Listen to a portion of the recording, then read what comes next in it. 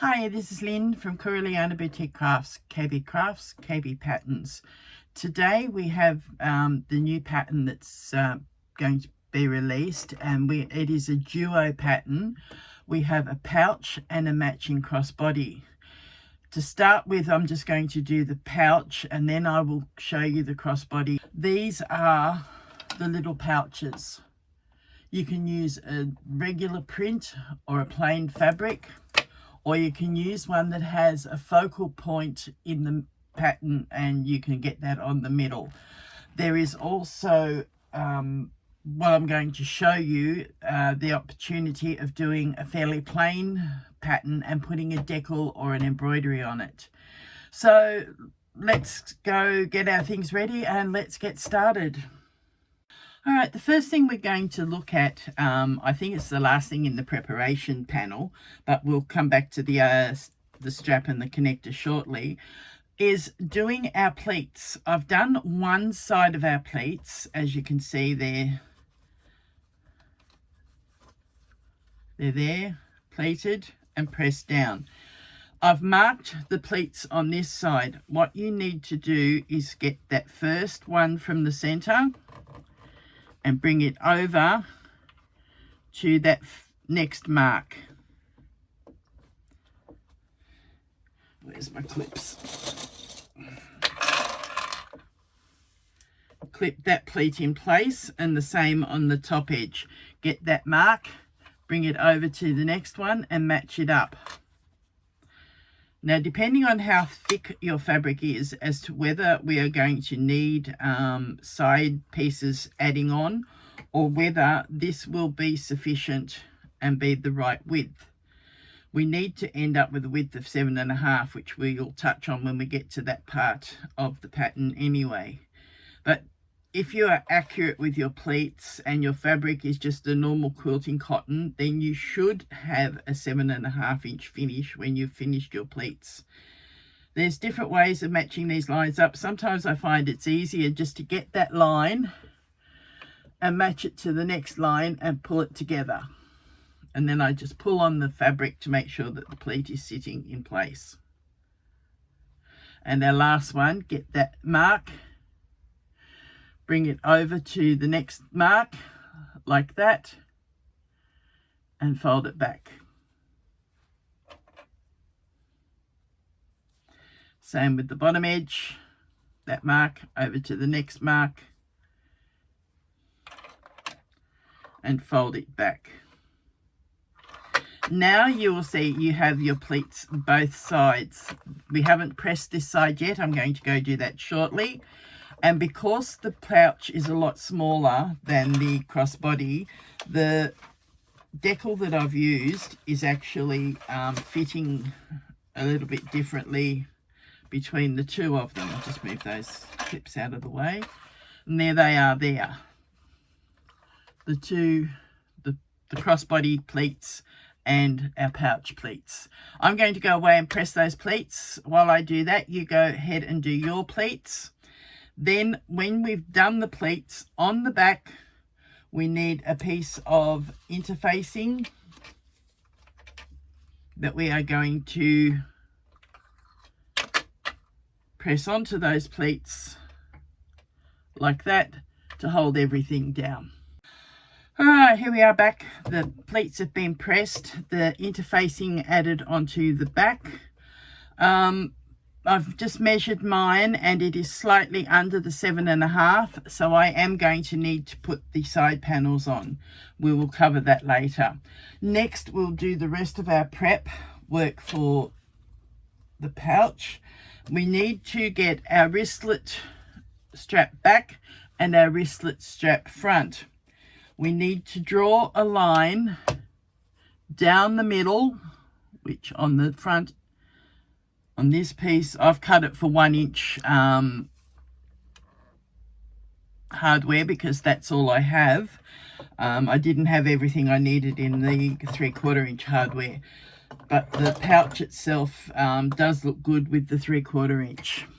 Now, if you wish, you can turn the pouch and the crossbody into a mumma and me. And what you would do is, where I'm putting the one connector strap on the pouch, you could add two and add an actual crossbody strap to it for the child, and mama has the crossbody strap anyway.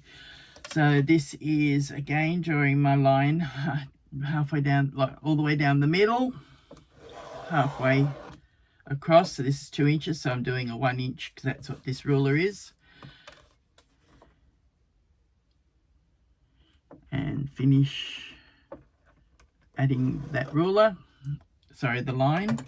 Then what we need, and I don't have it here, I'm going to have to go get it, it's out at the table. I'll be back in a moment. Okay, we needed our double-sided tape, which I have here. I put that all the way down along that line, basically as central as I can with the line underneath it. Press it down nicely.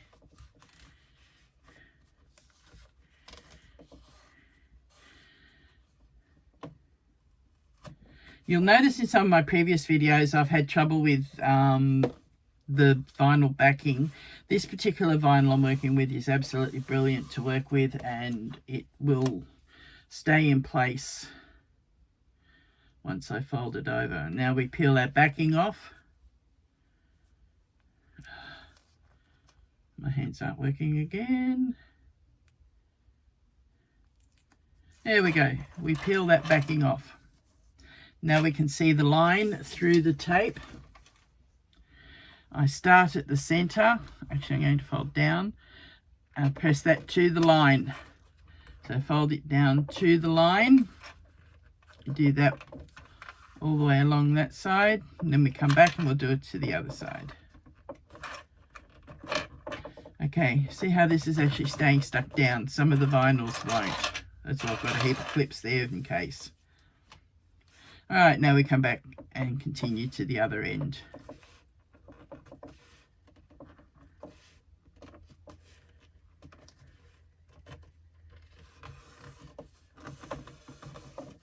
Flip it around and do the same.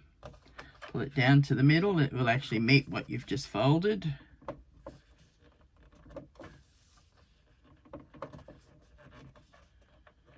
So this is the back of our wristlet strap. If you want your wristlet strap to be all the same, you can get double width of what the backing is and fold it like this, and then you would fold it in half again.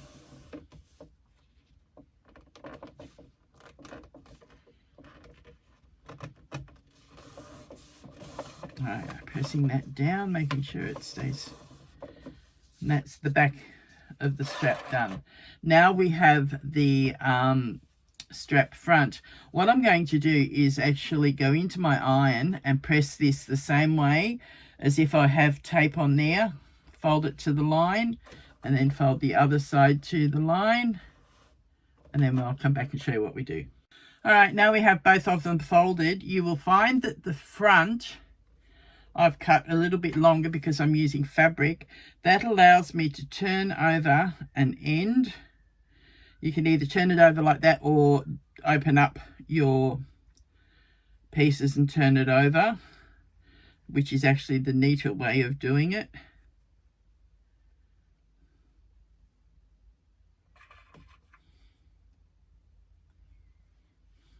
Like this, and then fold that side back in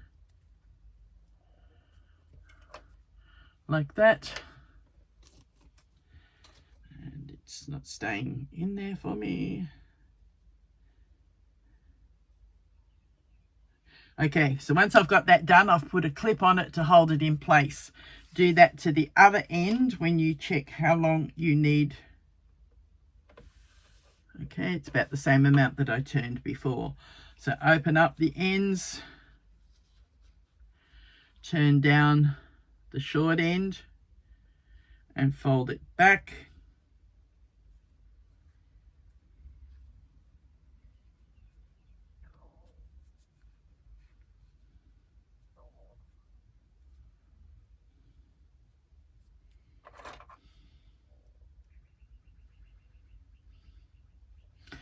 So now that that is done, you put them match end for end and center it in the middle of your backing. Then you'll go to your machine and you will top stitch down both ends.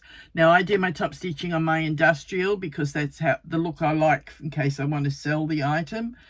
I find the domestic doesn't quite look as nice when I have access to an industrial. If I didn't have an industrial, then everything would be done on the domestic, and this pattern is designed that it can be sewn wholly on a domestic machine. All right, I'm going to do my top stitching and I'll be back. All right, there we are with our top stitching done along the edges of the fabric, and it shows also on the back. I singe my ends when I cut them to make sure they're not going to unravel. We now do the same to our tab connectors. I'm just making sure I did cut that right. Yes, I did.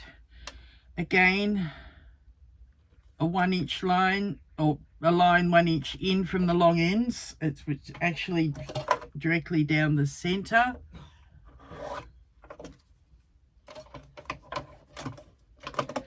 And again, our double-sided tape down the center of the connector tab.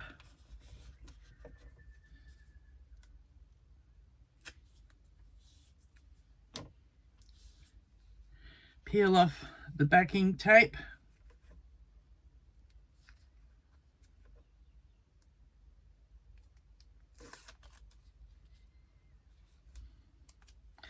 Again, fold that into that center line.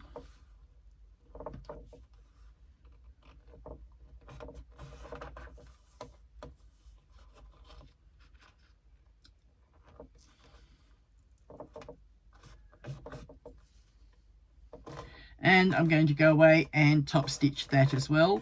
Then that will be finished and put aside, same as our wristlet strap will be put aside, and I'll be back and we'll start constructing the pouch.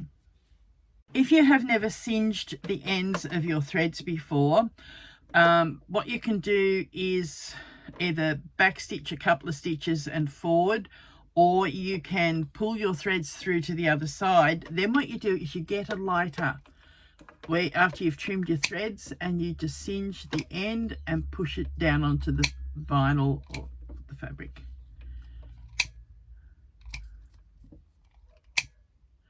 I didn't bother backstitching or pulling threads through on this because those ends are going to be hidden anyway once we make the connector, because we will fold our connector in half and add our ring onto it. You can use D-rings, you can use triangles, you can use rectangles. I only had enough rectangles to do both items. I've got a hardware order on its way to me. Where are we? Clips. I put them away, didn't I?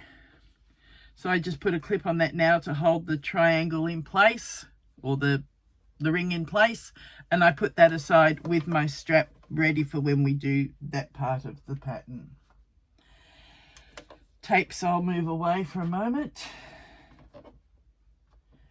We need our pleated panel, and we need our side strips. Notice our side strips are very small.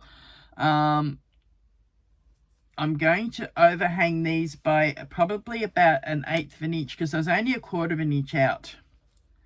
So if I do it from the wrong side and overhang, actually I'll just do it flush and then trim them to the size like the pattern says. This I can do on my domestic.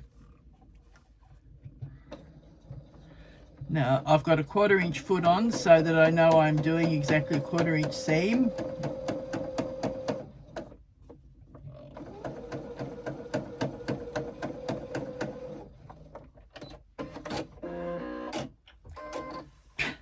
That was clever. I wound my bobbin and didn't thread my machine, so I have to do that now.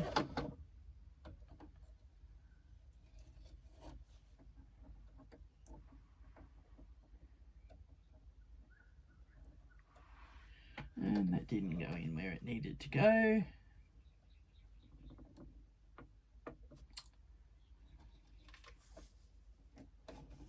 Okay. Up and it didn't thread properly. I've got an automatic threader on it, and every so often it doesn't quite. What I'm going to do is put my foot down. Now it's threaded. All right, I'll use my knee lift. I'll go back and I'll do that seam again.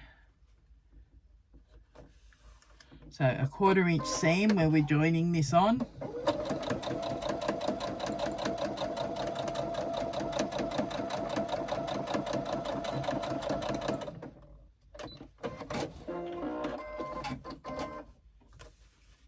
Again on the other side. If you've got a one-directional fabric, make sure you've put arrows on. Helps if I put it the right side. Make sure you put arrows on the back of it so that you know which is the top.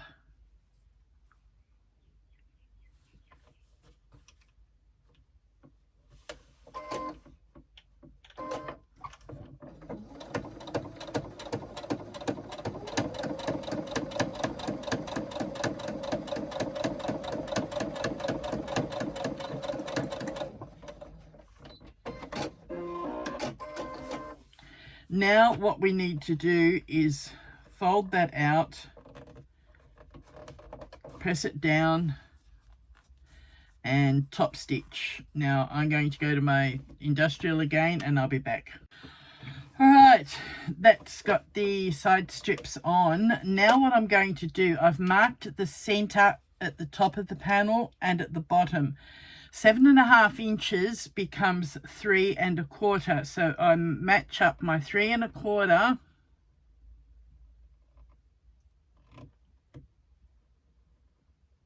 sorry, 3 3/4. And I do a little mark on my side panel. Again, 3 3/4.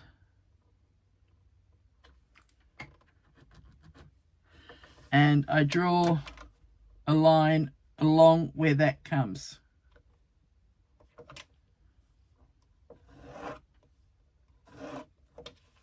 Do the same on the other panel, 3 3/4. Mark it out.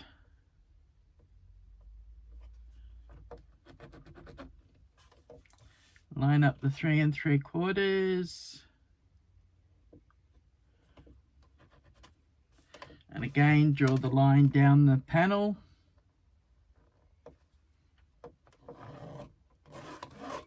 They're only little panels and they're just taking up, as I said, when you pleat your fabric, sometimes you don't quite get them meeting 100%, and that will affect the width of your panel of pleats. Sometimes you will need these little panels to make it fit, sometimes you won't. And I've designed it so that it can go on and be measured like this, and then you can trim it to size. I'm just going to trim it with my scissors. Probably won't see these once I sew because I have 1/4 inch seams, but the panel wasn't quite 7.5, which means it would not have fitted properly to the top and bottom.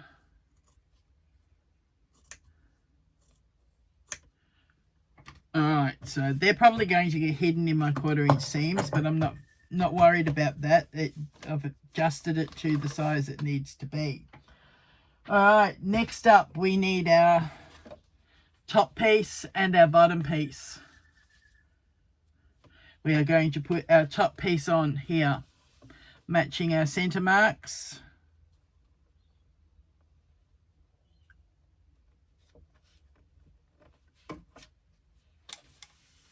And again, a 1/4 inch seam.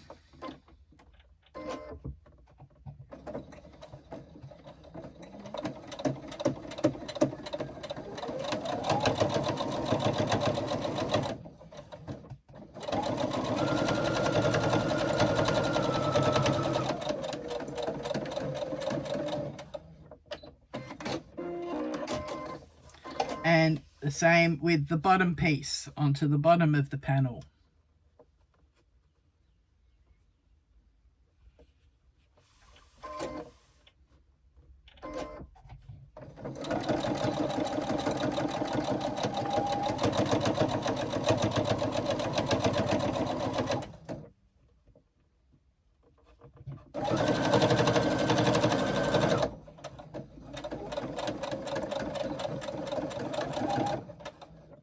On the pouch, some of these pieces are a little bit small with regards to being able to be visible once we construct it, but I'm using the same technique for the pouch as I am for the crossbody that you'll see later, and we need those pieces on the crossbody to make it all work. So I'm making the pouch and the crossbody match. Okay, press them away and then go and top stitch along the top of the bottom panel and along the bottom of the top panel. I'll come back and show you. Alright, last thing we need to do to finish the front panel is put our connector tabs on. Now, as I said, if you're doing a mumma and me and you want the pouch to be as a little crossbody as well, you would put one either side here. I'm only doing a wristlet, so I just need the one. Now, line this up just above that where you've turned your seam up. You'll notice there's a little bit of thickness. Make sure this is lined up just above that so that you're cutting down the amount of thickness in your seams. Overhang it so that it doesn't pull out easily. Now I'm going to clip that in place. No, it's not going to fit.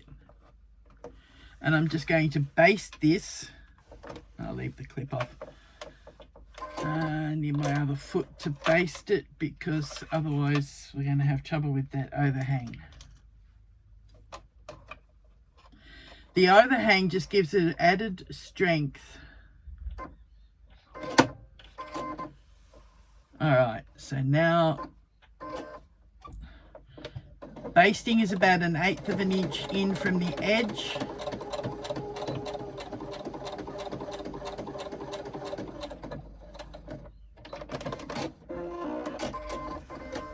Alright, so that's our connector tab on and up from the seam.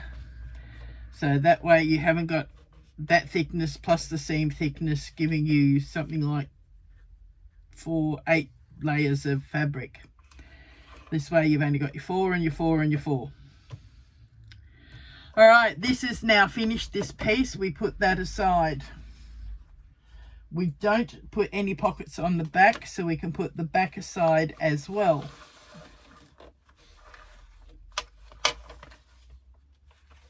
So the back is just plain.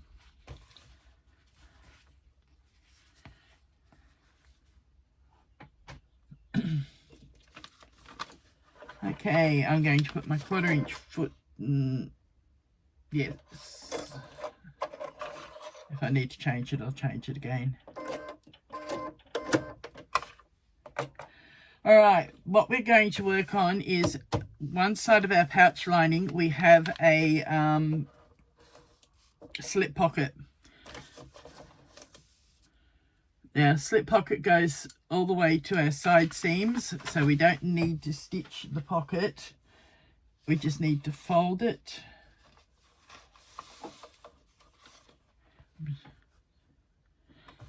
So we just fold that up, raw edges together. I'm just going to finger press at the moment.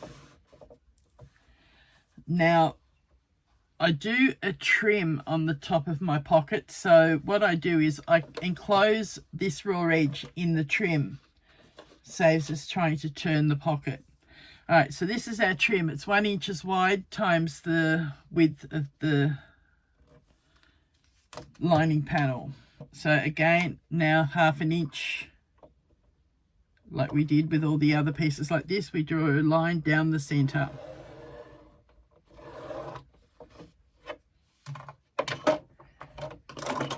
Get your tape.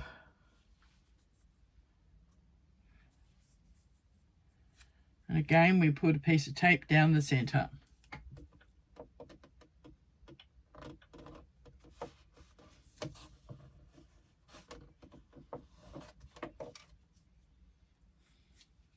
If you have name tags that you're going to be putting on, now is a good time to fit the internal one to this.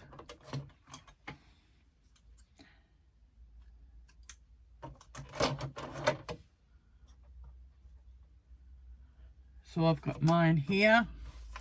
What I do is I turn it over, work out where I'm going to position it. I'm just going to run a basting stitch along the top.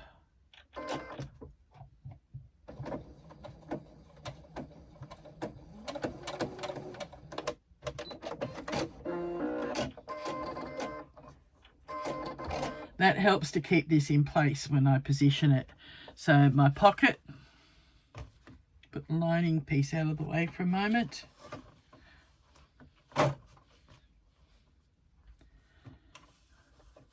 Put our name tag in position.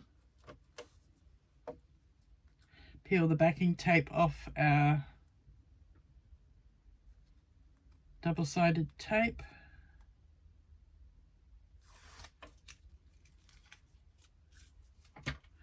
And now what I do is I line up the top edges of the slip pocket with that center line.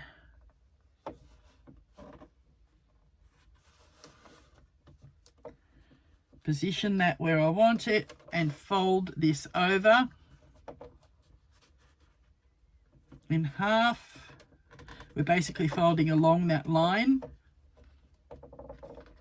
It's going to stick to those raw edges of the pocket.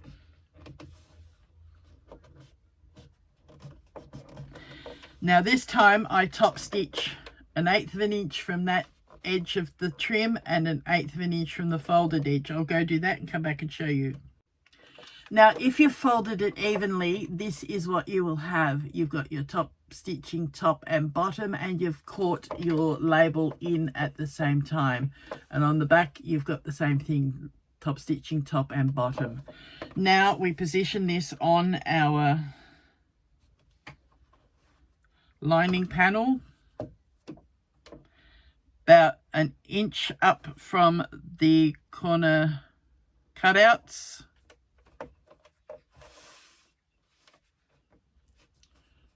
I'm not sure what I wrote in the pattern, but that's what I'm doing at the moment in the film. Let's have a look at the pattern quickly.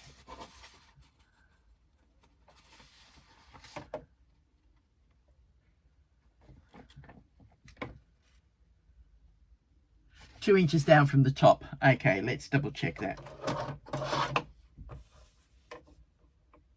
All right, so it's only 1/2 inch up from the bottom.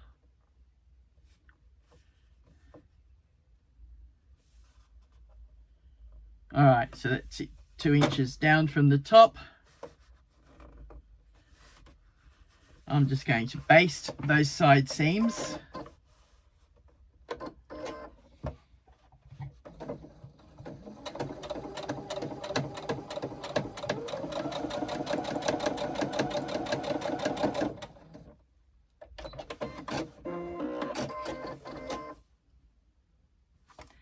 And it's overhung a little bit, so I'm going to do another row down very close to that so that it catches.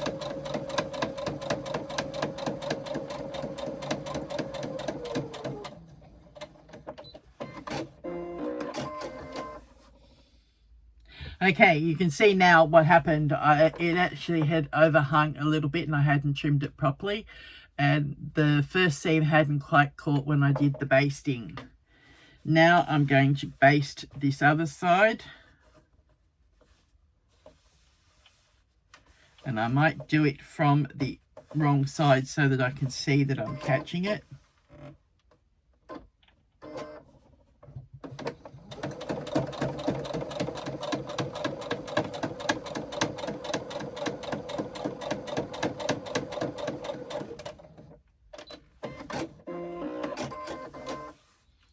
All right, right, now that is caught. Now you don't have to do this step if you don't want to, but I'm going to make it easier to line up later because of the 1/4 inch foot. I'm going to actually trim the pocket flush with the side of the lining. It's only a small amount that's being trimmed off. It's not a lot, but it can cause problems depending on the foot that you're using. And like the first side I did that I didn't quite catch it in place.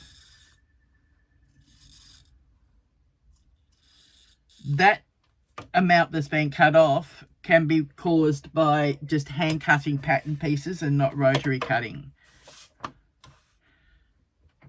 So if you find yours are out a little bit like that, that could be why if you are hand cutting. All right, now we are going to top stitch along the bottom of the pocket and hold that in place, and I'll be back. Okay, put the rest of those pieces aside for now, and we are going to do our zipper tab. So on the end, at the bottom where the zipper will open down to, we need to place our zipper tab. Make sure your zipper pull is already on, because once we put this on, you can't put your zipper pull on because it comes on from this end. All right, again, I need to change feet.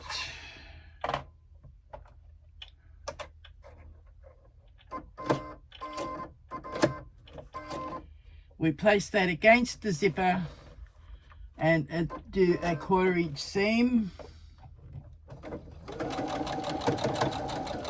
I had to change it because I find the 1/4 inch foot doesn't seem to feed it properly like the normal foot does. Now what you're going to do is you're going to fold that up on that seam that you've just done. Fold this over and press it in place. Now we are going to fold that back down. So that's what you have, is a full fold. You've got those two little hollows showing. Then you are going to top stitch along that top edge nearest the zip. I'll do that and I'll be back. All right, so there's what you've stitched. It's just along that edge there next to the zip. So then you've still got your folds, as you can see, but it's lined up basically the back and the front level. Now we are going to get our front. Where did I just put them? Oh, under here.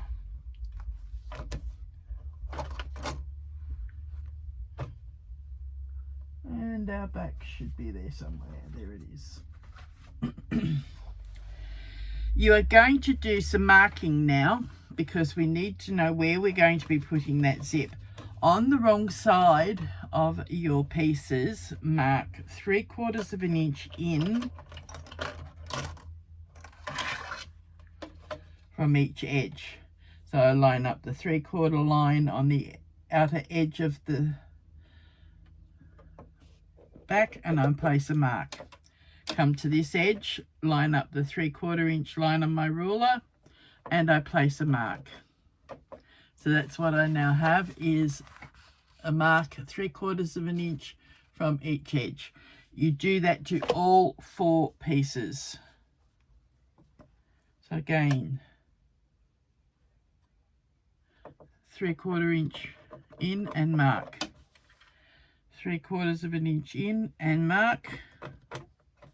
And again, we have the marks the same as we put on our outer piece. And do that to all 4 pieces.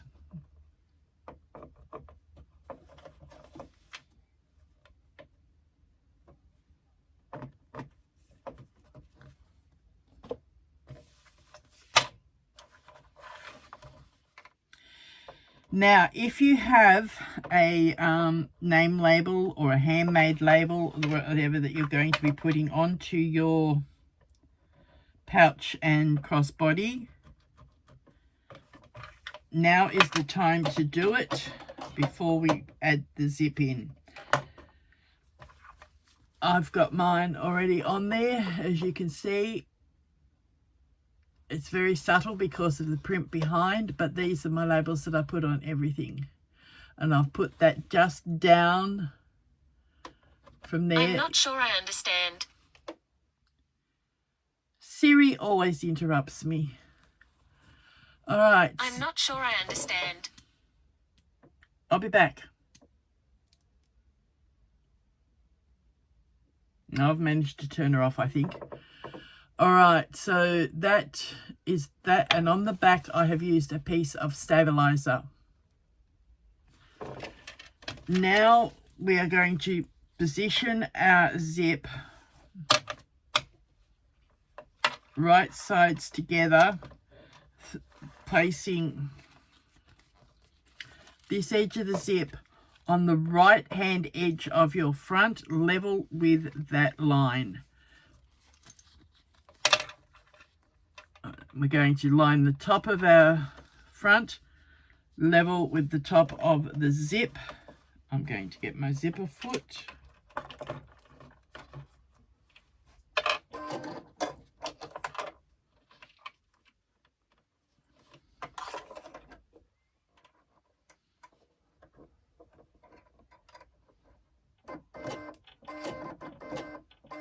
Oh, wrong one. I want the zipper foot.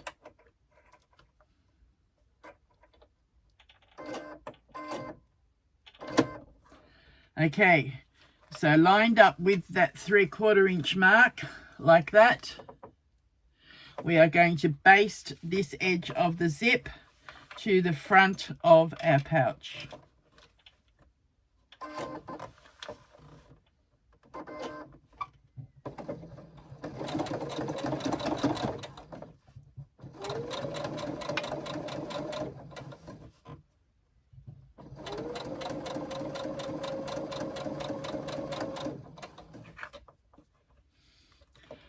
Going to move my zip up out of the way for a moment. And we baste all the way along there until we get to the next 3/4 inch mark.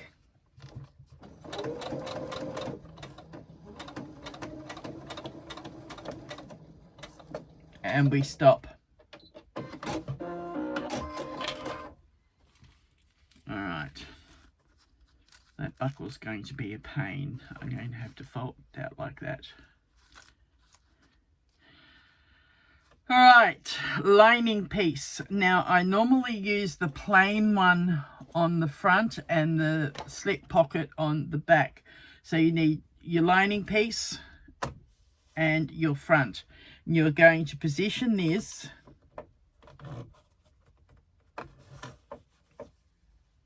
again, 3/4 inch mark, level with the end of the zipper tab.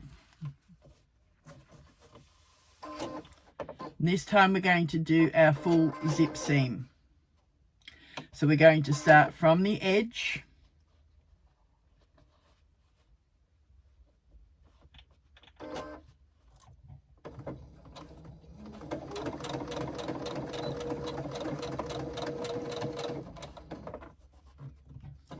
Up and over the zipper tab.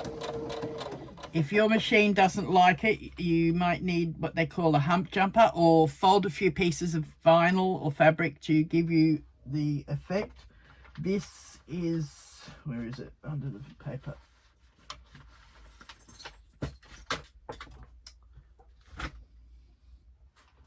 I know I had it here yesterday. Yes. All right, this is my hump jumper. Thicker on one end than the other, and if you're having trouble when you get to thickness, you place that behind the foot and near the thickness so that it comes up level. And then when you get back, get over the thickness there so that your foot's not angled like that. If your foot angles like that, you need the hump jumper. You put on the front of the one to stitch a little bit till you get towards that. Then you can remove it and continue. Your foot will be flat. There are videos on YouTube how to use hump jumpers. I'm not going to include it here because my machine's not worrying about it anyway. All right, now I'm going to move this zipper back down. I might get a little bit closer. I'm going to move the zipper back down past where I've sewn.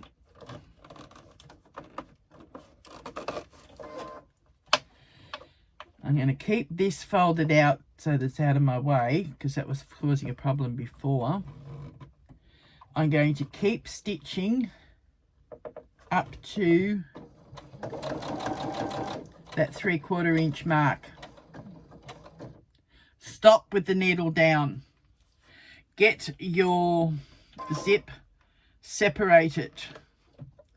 Pull the edge that you've just been sewing out to a 90-degree angle at the back of the machine and continue sewing to the end.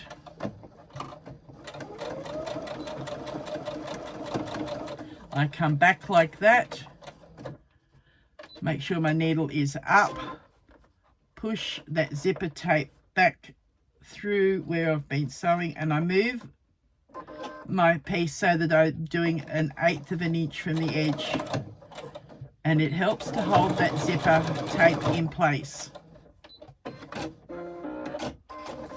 Alright, so there it is, pulled to a 90-degree angle, and that's at those 3/4 inch marks. Now I can trim that part of the zip. Don't need that now, that's done. This particular zip insertion is called the Butler method. If you need to look it up, look up Amy Lynn Butler, and she just shows you how to do it as well. And I do most of my top zips now using that method. Now what you're going to do is you're going to fold that up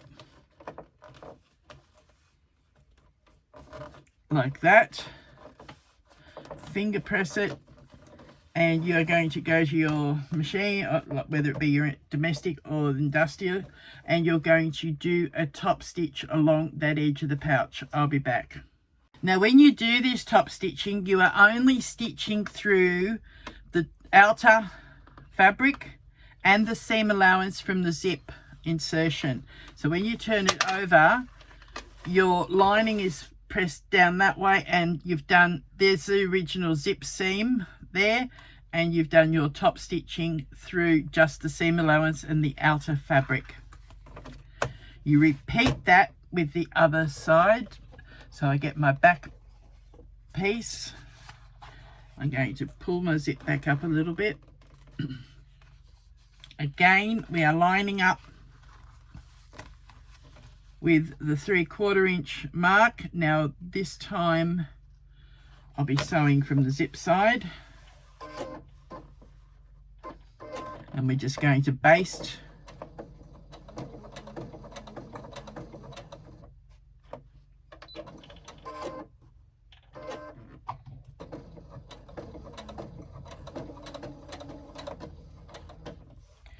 that edge of the zip to the top edge of the back unit.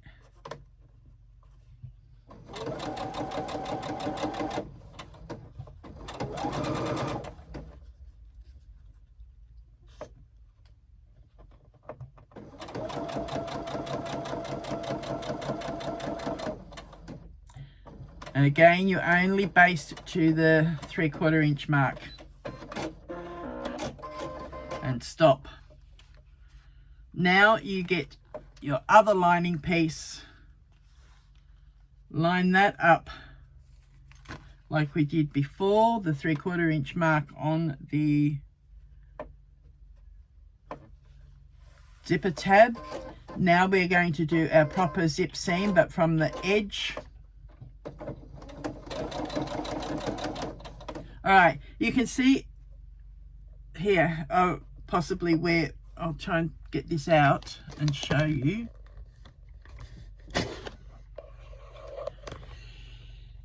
See where my zipper foot is on an angle? It's not particularly straight. That is where, if I needed it, I would lift that foot and I would put the hump jumper behind the foot and level it up. and continue stitching, but I don't need that on my machine. Some machines do. Okay, I'll be back. I'm just going to put this back in place. All right, so now we're going to continue stitching that zipper edge. And we go up and over the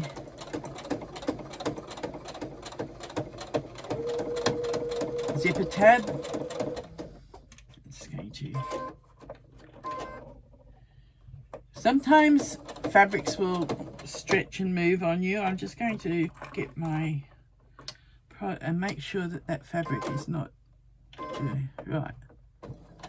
That's fixed it.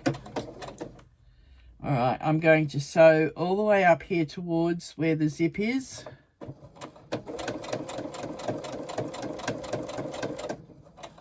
Now I'm going to stop, lift my presser foot and move my zip out of the way. Now we are going to keep stitching to this line that we marked before. That's why we mark it on all 4 pieces on the backs. And we stop at that line. Lift the foot up, pull your zip to the side. I'm going to poke the tape under the foot.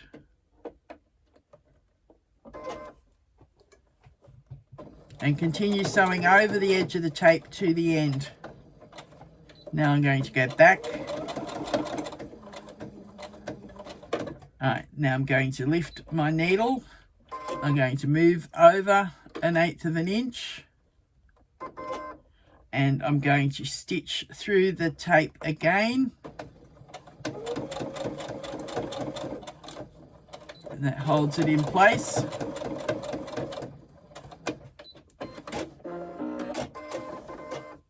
And now we can trim that edge of the zipper tape. We always need to cut it a little bit longer so that we've got room to hold it when we pull it to the side. Now we do the same as we did with the front. We pull the lining and the back apart, lay the zip flat, and top stitch through that seam allowance and the back piece, which on my case is vinyl, and I'll come back and show you what we have.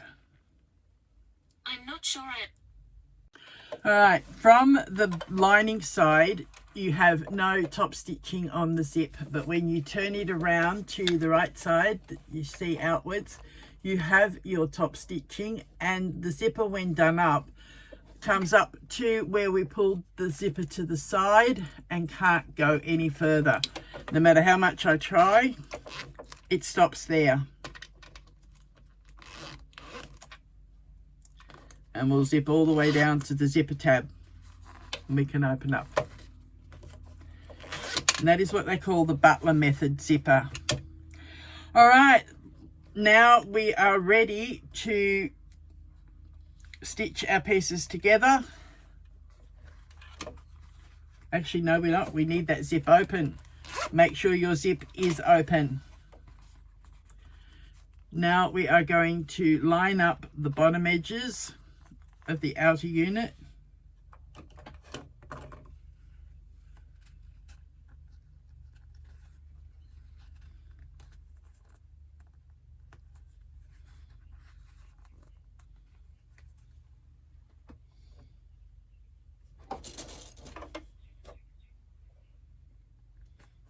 Alright, so we've lined up the bottom edges. Now we can line up the side edges.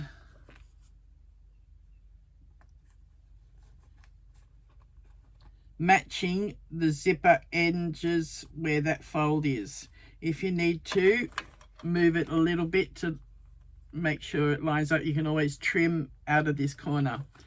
So making sure that lines up there at the top of the wristlet strap connector.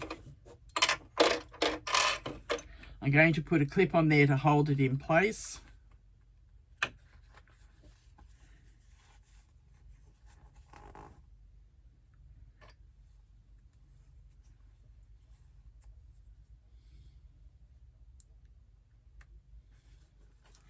Mine is a little bit out just there at the corner, and I will just trim that before I do the box corner. Match the other side. When you do, you have to push this zipper, fold the tab into the lining side and match up the outer units.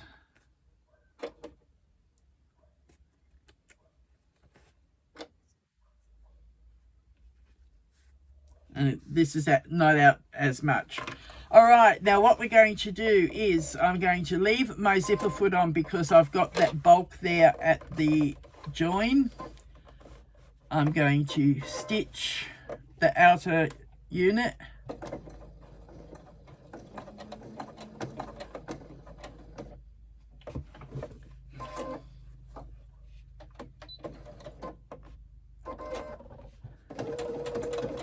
All right, now it's moving for me. Just eyeball your 1/4 inch on this, or mark your 1/4 inch line on your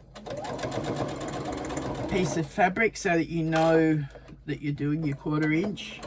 I know from my feet roughly where it is.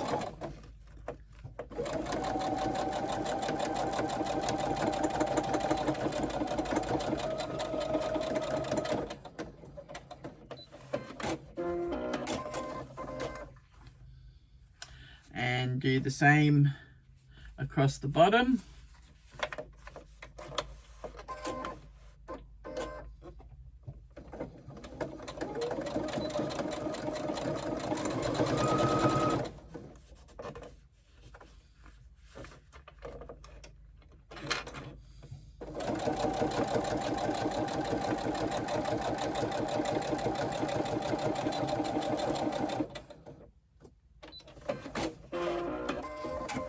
Now, because the corners were out a little bit, I adjusted at the bottom seam. I'm now just going to trim that.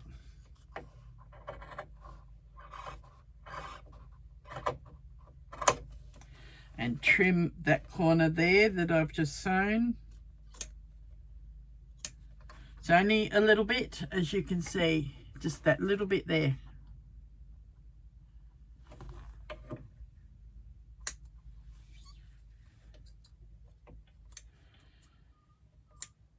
Now we sew the other side seam up.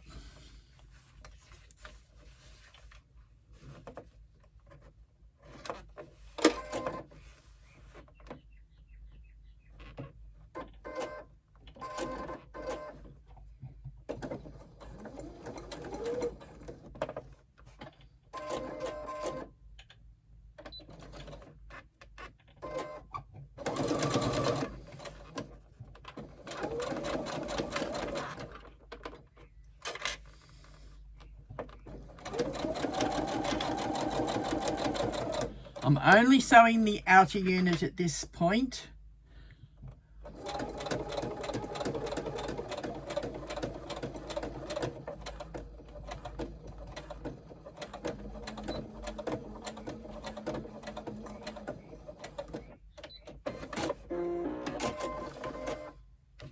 Now I've sewn and caught that connector in place, and it's got plenty of that hidden inside the seam that it won't come out easily. But if you want, you can then do another seam very close to, but not on the same line.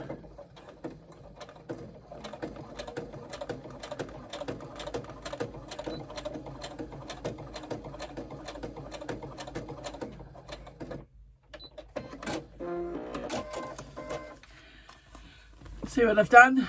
An extra seam beside it, but not on it, and that will help hold that in place and not pull out. All right, I should be able to reach down through there. I've got to trim that corner.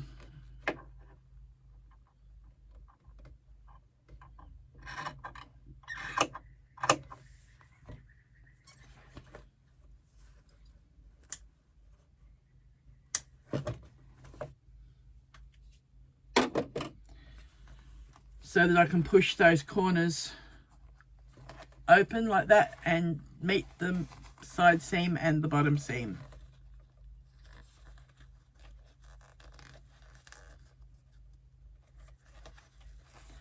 and stitch that corner, box corner.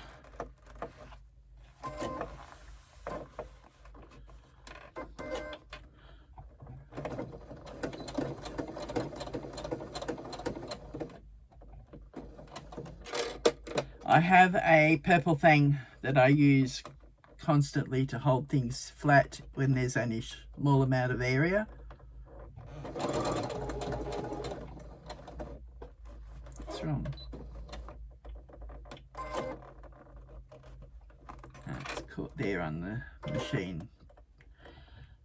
That's better. And all the way to the end.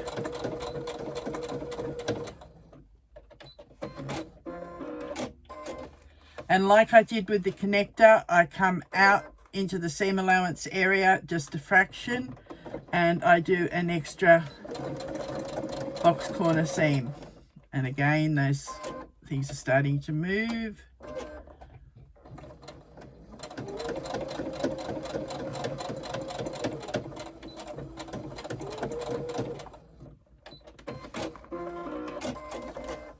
And there we have our box corner sewn together. That when we turn, we'll have that. That's the side seam and that's the base. Then we do the other one. If you've done the full seam down, you can get something like this in and pull the corner apart like that. When I do videos, I try and show you a couple of different methods to make it easier depending on what you're using. Again, we are going to open up that seam.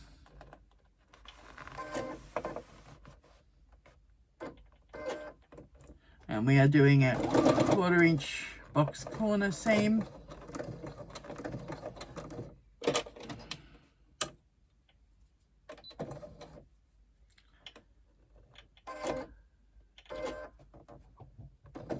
So I said the zipper foot doesn't always catch and give you the tension that you need. Mine's actually catching today. That's where I like to use my normal foot if I can. And again, do my little extra seam in the seam allowance.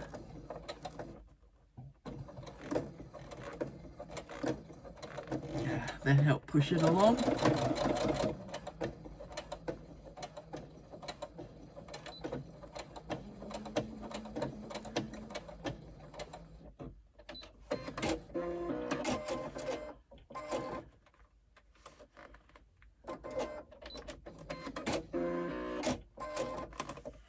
Alright, where are we? Okay, I wasn't sure if that had stitched or not, but it was the thread from the start. I'm going to trim those threads.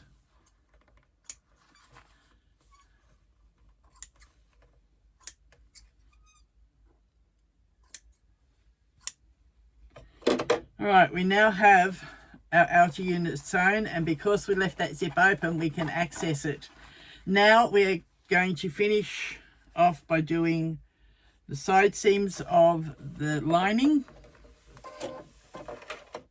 continuing on from where we left off with the outer unit, matching our seams.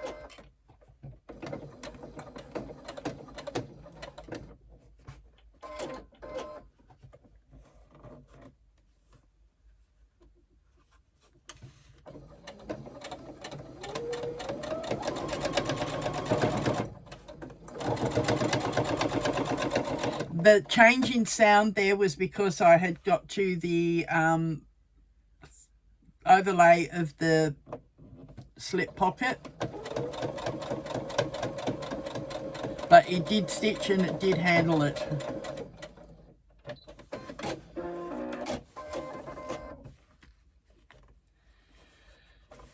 I'll do the other side seam and then I can show you what I do with the bottom.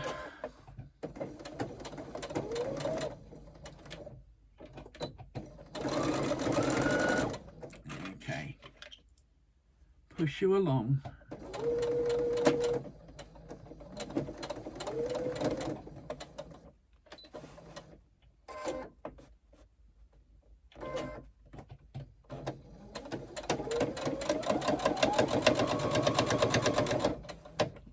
around to hear a change of sound again. Not as noticeable that time. And continue up and join up with where we left off before on the outer unit.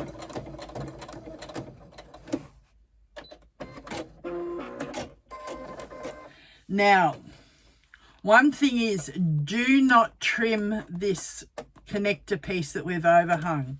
That will then cause problems if you do. Now we are just going to do short seam across the bottom. I'm just going to mark it and show you. I've put 2 little marks on the bottom. I'm going to sew from the cutout to that mark and stop. Then I'm going to sew from the mark to the cutout and stop.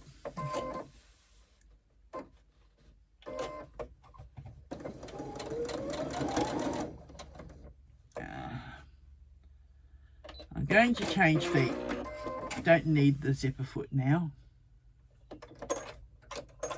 Quite often need the zipper foot up near the top seam where the zip is, because it's quite a few layers and gets a little bit tight. The zipper foot allows you to get around it. All right. Here we go. This will work. Now I usually reverse that because it puts a lot of pressure on that opening that we've got, that we're leaving, because that's where we turn the bag. So now we come along to the other mark and start and come, and it doesn't want to reverse this time.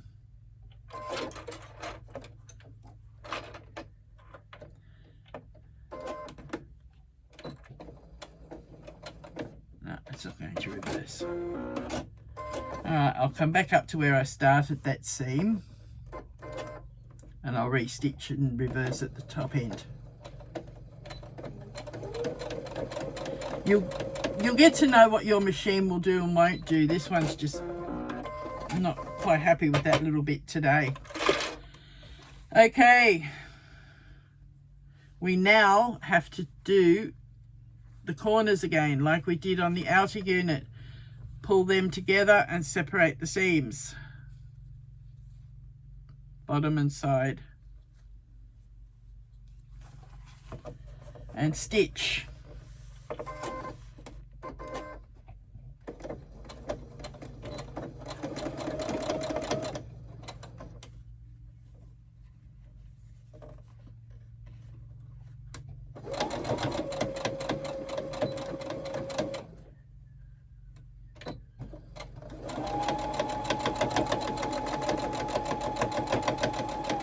Because this is cotton fabric on the lining, I was just reversing back and forward to give it the strength in that seam. I don't like doing that on vinyl. That's why I come out 1/8 of an inch to do the extra seam, because if you stitch too much on vinyl, it can perforate it to the point that it will tear apart, and that's the last thing we want to have happen. All right, so last corner to be stitched. Open it out, open the seams.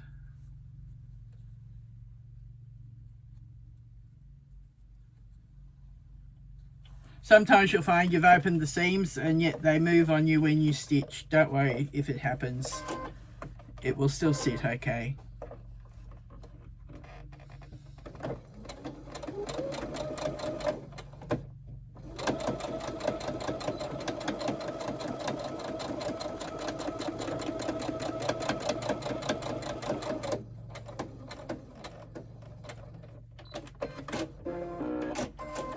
Alright, so that's our last box corner done. Trim the cottons.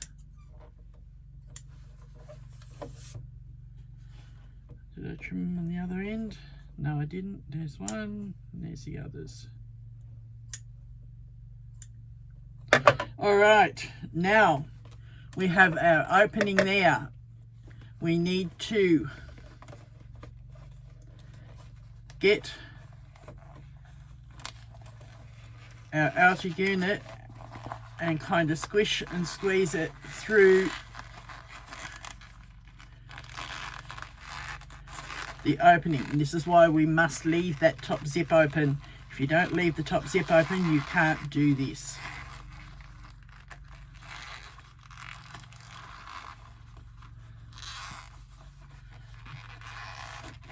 If you've not done a bag before, this is what they call birthing a bag.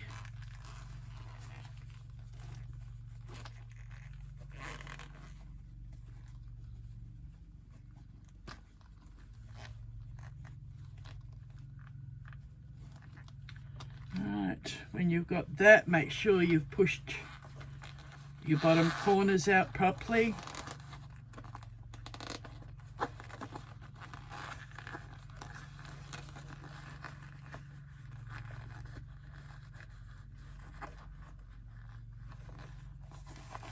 Do it on the other side as well.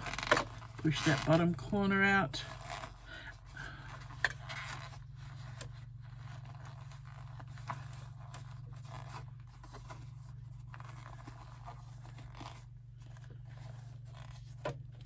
Now you'll get your zip, and where you poked it to the lining, you are going to push it back through now to the right side, and I'm going to get something to try and poke. Of just pulling the outer unit out a little bit like that so that it sits better.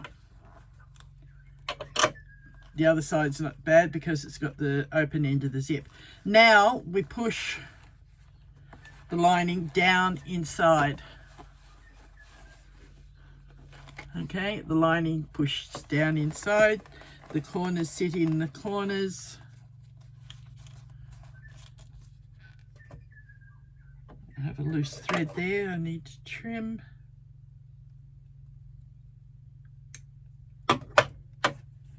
And push your lining down as much as you can.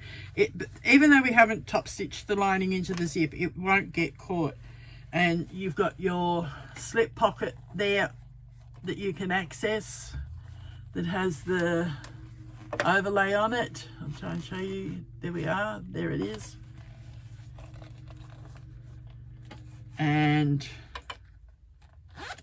zip up the top. And there we have our little pouch, and all we need to do now is finish our wristlet. We need a swivel clip.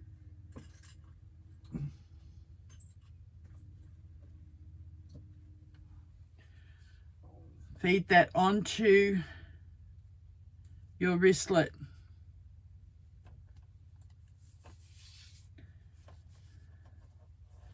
I usually bring a little bit down.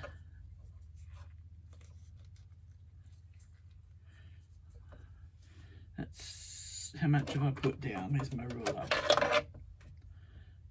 I've pulled it down by about 1.5 inches. Now I bring the other end up and I leave it below the point of the swivel. We are now going to put some rivets into that, and that can then clip onto there, and we have it done. I will show you the rivets in it when I start the video of the crossbody, and I'll be back. It's lunchtime now, so I'm going to go get some lunch. Okay, we are back. I have 3 parts done the shoulder strap for the crossbody. Remember I said we do it exactly the same. We draw a line right down the middle. Double-sided tape on it. Then we fold the edges to that line. This is what I referred to when we were doing the wristlet strap, if you weren't doing it the double tone. And at the end of the crossbody, I refer to a 2-tone strap. That's how we did the wristlet strap, with 2 different cuts, 2 different tones. This is just the 1 color crossbody strap, and it was 4 inches wide. I've marked it in half, so it's 2 inches each side. So when I fold it into the center like this, it gives us 2-inch width. Then I said we fold it in half again to give us our 1 inch width.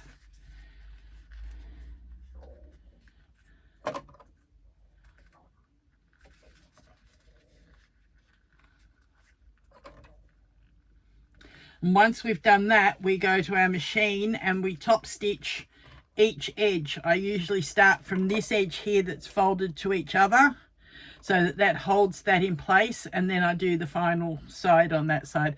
I will come back shortly when I've done that. Oh, actually, before I go, the connectors, we do exactly the same as we did the connector before. We draw the line down the middle.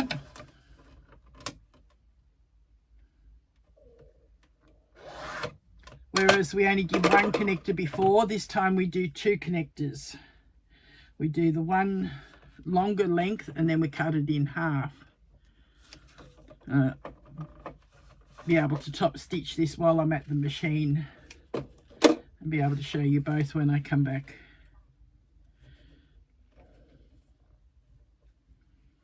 The pleats for the crossbody I have already done, as I showed you earlier.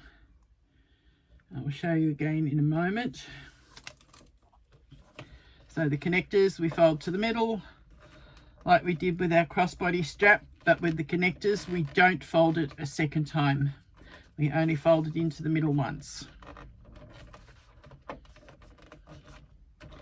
Because with the connectors they get folded on each other to enclose that raw edge. All right, go ahead, do that, top stitch everything and come back. Okay, there's the pleats already done, like I did before earlier with the pouch. I'll put that aside till I need them shortly. Your connectors is one long one that you cut in half. Put your rings on, put a clip on for now, making sure that the raw edge goes inside. There's your 2 connectors. Move them and put them aside. Now we're going to do the strap. You need your tri-glide or a buckle or whatever you're using as the adjuster. You can either stitch it, rivet it, or stitch and rivet. I think I might stitch it just so I can show you what is involved. So I'll come back in a moment when I do. I've just put that through and just a short amount, and I'm going to go stitch that and come back and show you. Okay, I'm not sure how clear you'll be able to see it, but I'll show you the other side as well. I've done a rectangle around and then a cross through the middle of that box. There we go. You can see it there now in that angle. That's what you do to secure, and then you can still put rivets, one up, one down if you want. Then you take one of your swivels,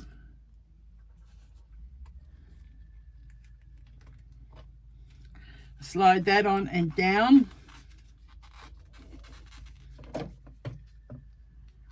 depending on how long or short you want your strap.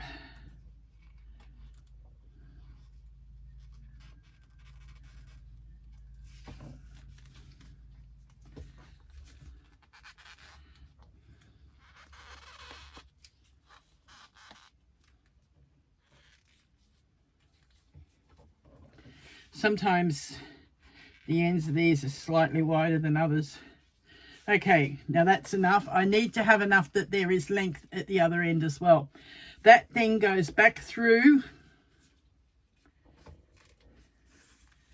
our tri-glide, buckle, whatever you've used. You can get shaped ones for extra thickness that maybe I probably should have had for this by the feel of it. All right, so we've got this now. We've got swivel one end, strap gone back through that, and then on this end, put the swivel on,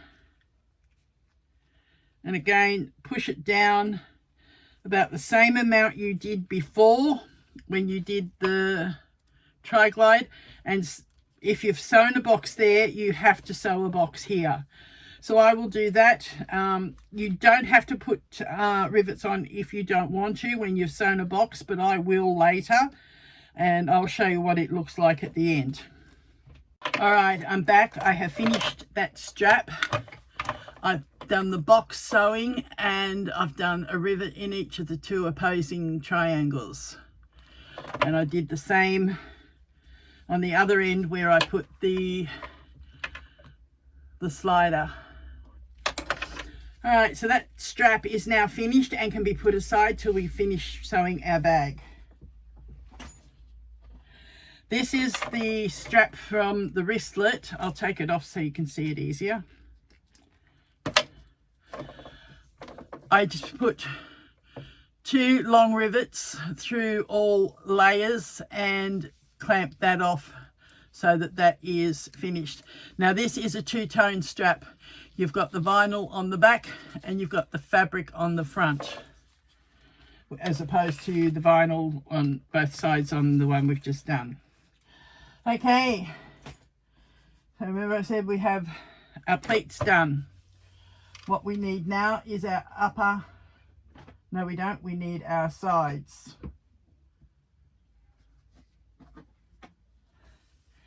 So we need to sew our 2 sides on. I need my 1/4 inch foot. And I need that out of the way.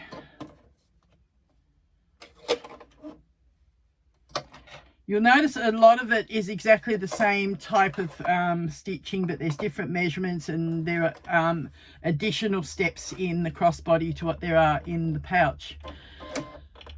That's why I've done the 2 patterns as separate but sold them as a duo.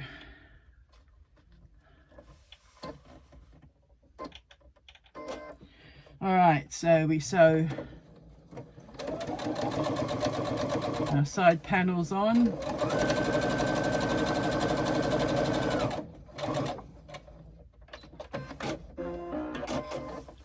Again, these pleats have got the interfacing on the back to hold them in place. We're not stitching those pleats down so that they have some kind of give as you use your bag.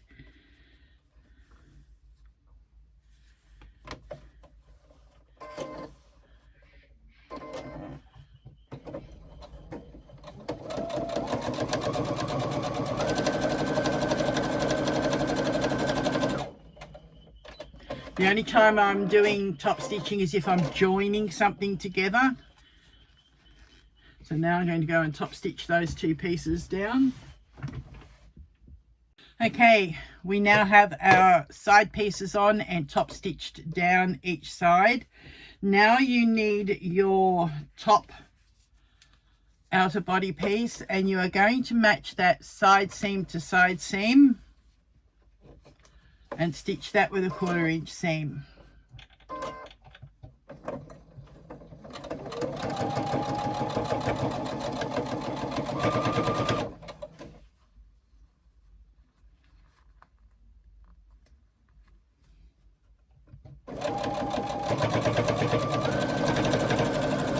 If you find you can't keep things straight as you sew, clip them and then take the clips off. But I've been sewing for so many years, I'm used to just fudging, eyeballing, all that sort of thing with sewing.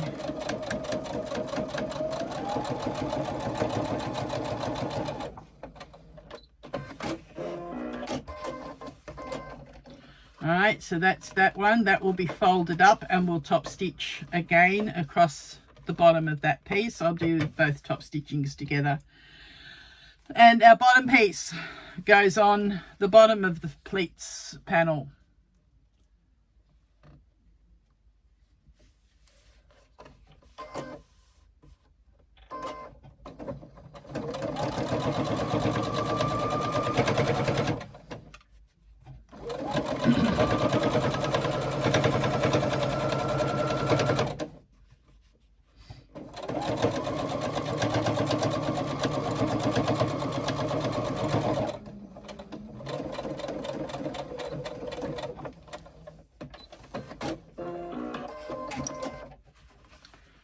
There they are there with the pleat. I'll be back in a moment. There's our front panel. It has been top stitched along the top and along the bottom of the pleats panel. Okay, now we take our 2 strap connectors, and on the front, on the upper piece above the seam allowance, so that's level with the seam allowance there. I'm just going to move it up a fraction and out about 1/2 inch. Now I'm going to baste that in place.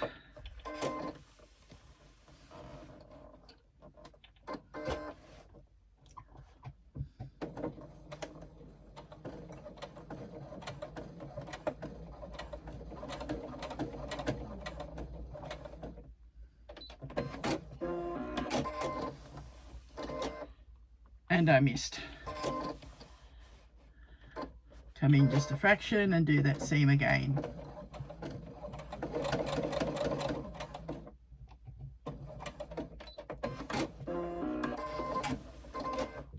Okay, that's stitched now, and on the other side at the same height, so probably about 3/8 of an inch.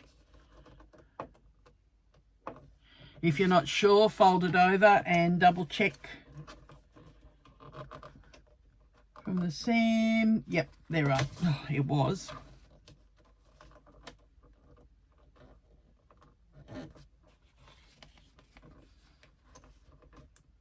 Yep. Okay, and baste that in place.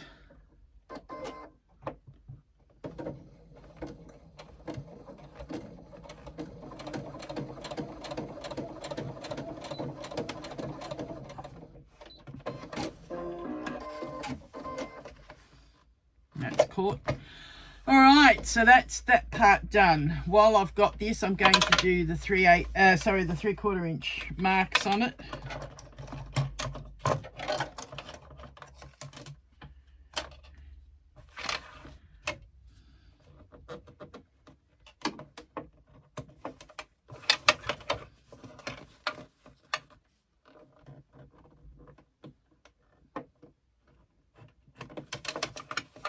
Now I can put that aside fully.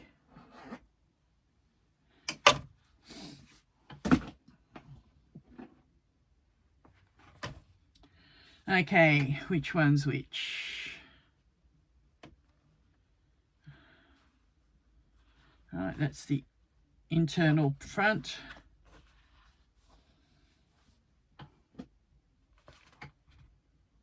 That's the slip pocket. That's the overlay. All right, so now we need our external zipper pocket and the facing. If you're doing different colored trims on the outside, or you've got a plain trim, you can actually do an overlay if you want, but I want to be able to show you both the facing and the overlay. There's 2 different methods of doing the pockets. I'm going to do this one as the facing.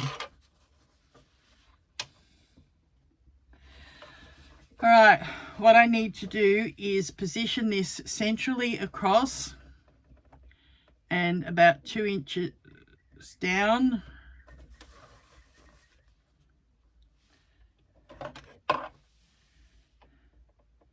It's 2 inches down, 2 inches down. Now I need to make sure each side, that's 1 1/8. Not quite 1, so I need to come over this way slightly.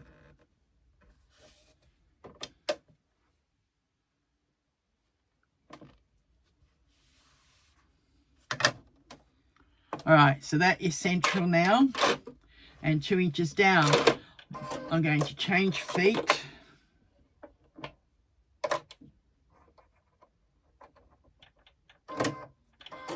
Now in the pattern, I've told you how to draw this box. You rule a line 1 inch each edge and mark a central line, and then 1/4 inch each way, mark another line across. Then you draw your little V's. That gives you the box that you are going to sew around. I always start away from the corner of the V. I do not start right at that corner. That gives me the ability, if my stitch is like half an inch out or something, I can get it to where I need it and turn and not have problems. All right, so now I stitch around that box.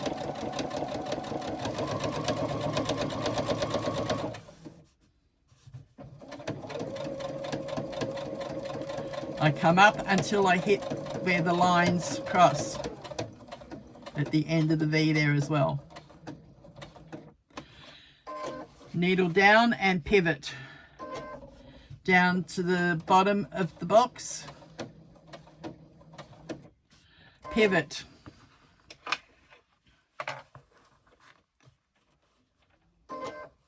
Back across the other long edge of the box.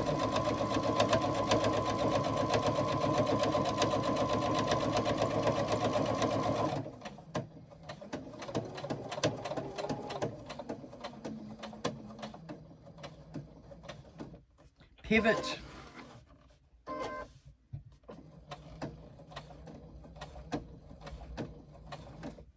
Pivot and back to where we started.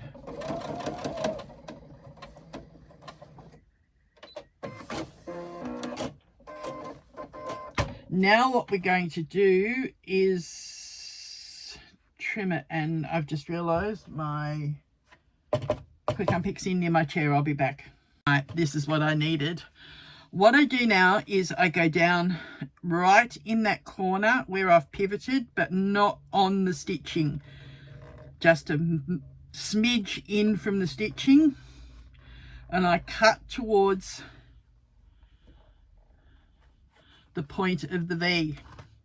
Now I bring my quick unpick out so that it can't go any further and ruin what I'm doing. In the other corner opposite, cut slightly, and again bring the point, see how I bring the point out on the V, and when I cut, I can't cut any further. Do that to the other V.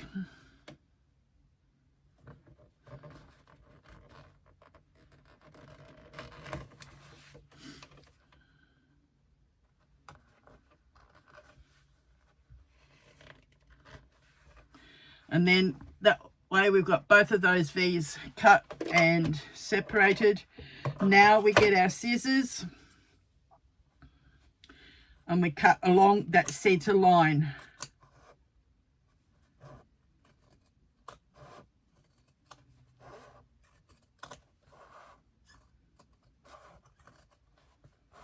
If you are using fabric on the outside and not vinyl, you can go to the iron and press all this now once you turn it through. But unfortunately I've got vinyl. I've got to be careful. I do have a Teflon coating on my iron that I can very carefully press. But what I'm going to do is finger press, if I can find my tool. There it is.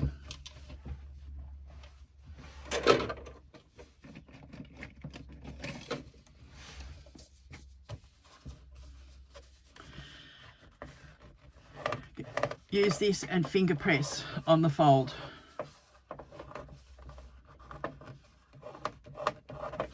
Do the same on the other side.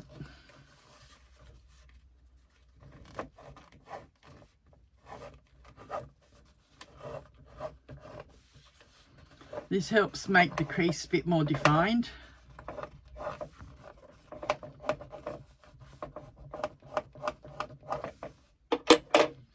Now what we do is we fold them through to the other side here.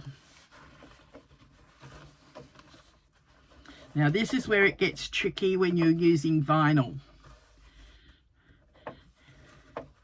I'm going to try with that tool again. What you need is, you need that to be right on the central part of the fold.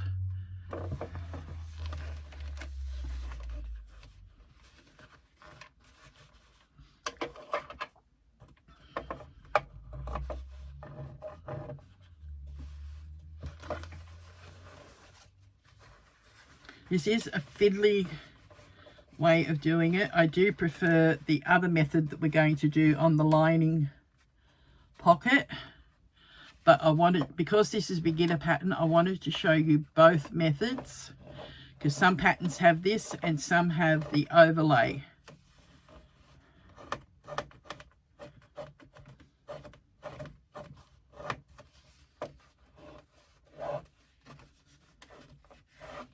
Now what I find good here, I will use some painter's tape.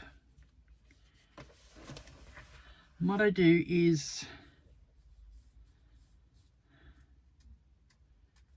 and I find the edge of it,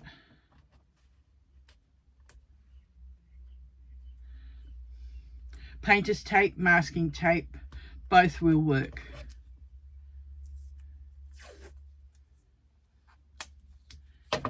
Right, I take some pieces of this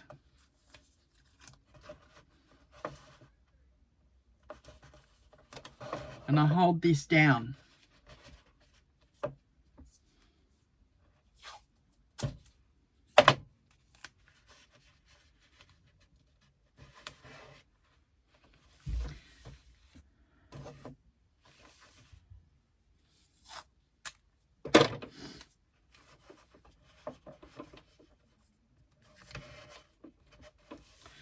Then we get the other part of it, and again we do the same thing.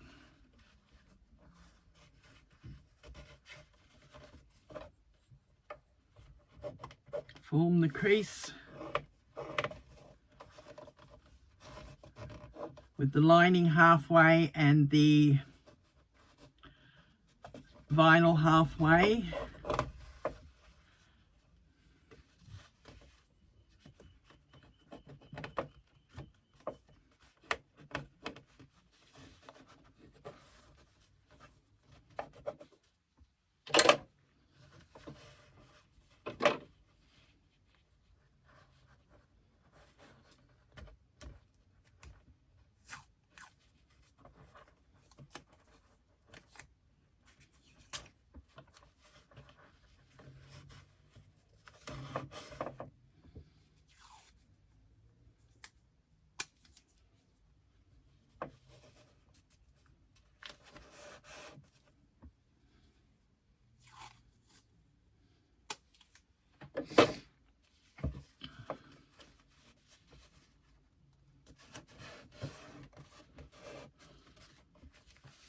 Now we need to neaten up these edges as best we can.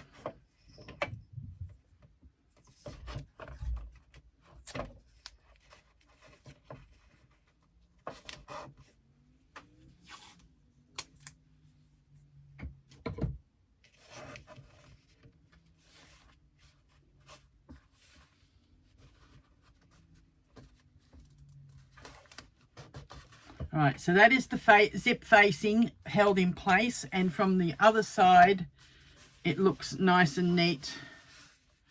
Now what we're going to do is get our zip.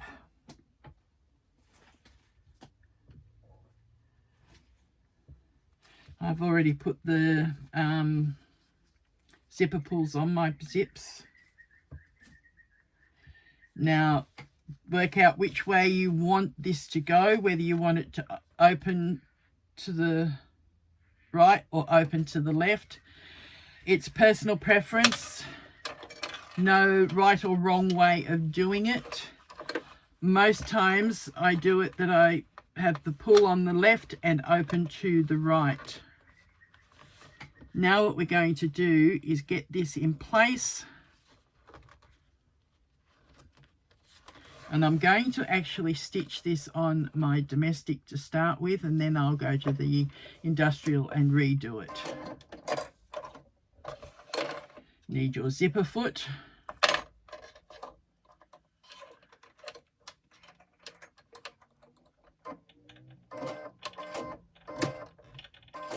Again, do not start right in the corner.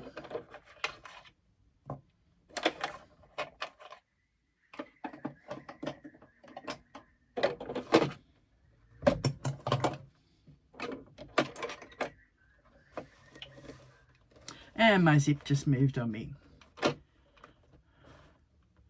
You want the teeth of the zip basically lined up in the middle.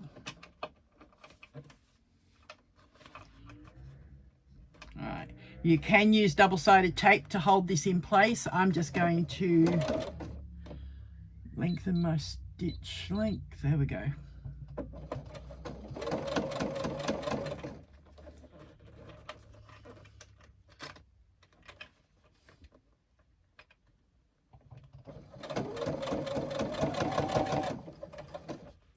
Again, making sure that the zipper teeth are lined up in the middle.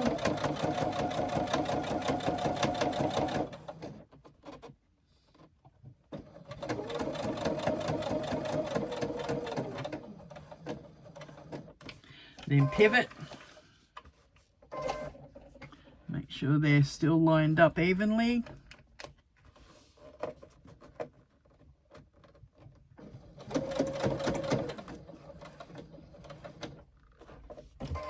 Pivot.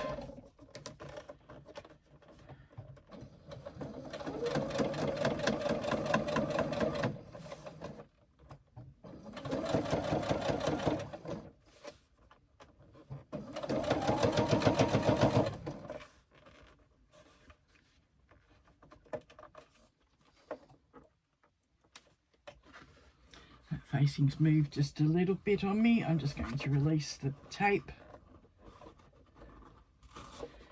Get my hand in underneath and actually pull that facing back where I want it. That's it.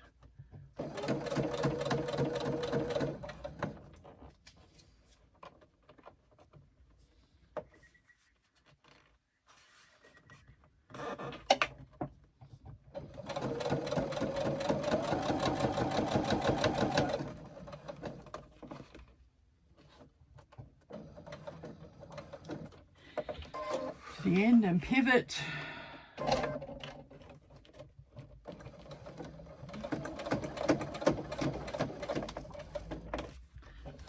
Pivot and back to where we started.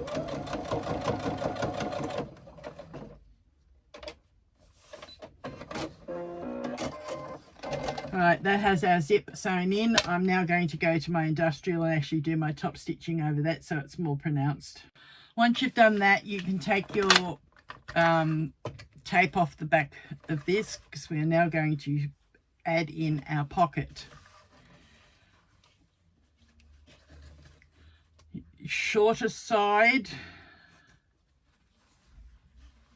yes, the shorter side goes to the facing. We are going to stitch the top of the pocket to the top facing, and we're going to flip the top of our back piece out of the way.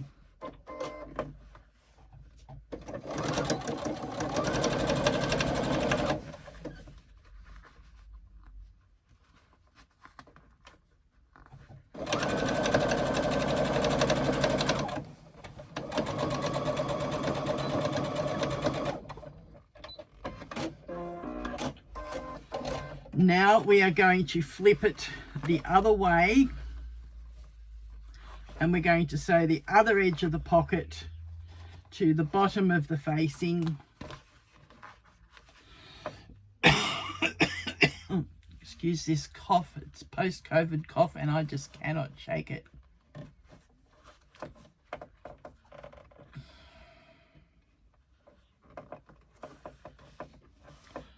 Okay, stitching in the bottom of the pocket.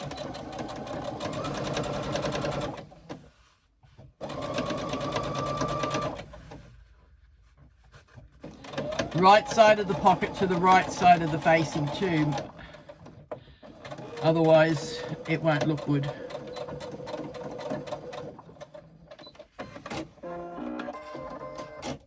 Okay, now we're going to flip that and we're going to flip our pocket. We're going to get our hand into that and smooth it down nicely. Finger press the bottom seam that we've just sewn and flip that towards the bottom of the bag.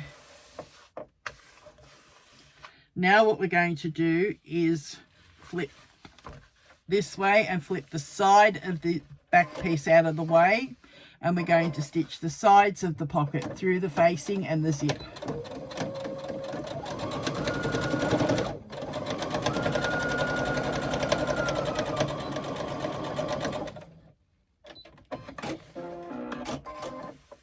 Now, this side is easier if we come from the bottom, making sure it is still straight.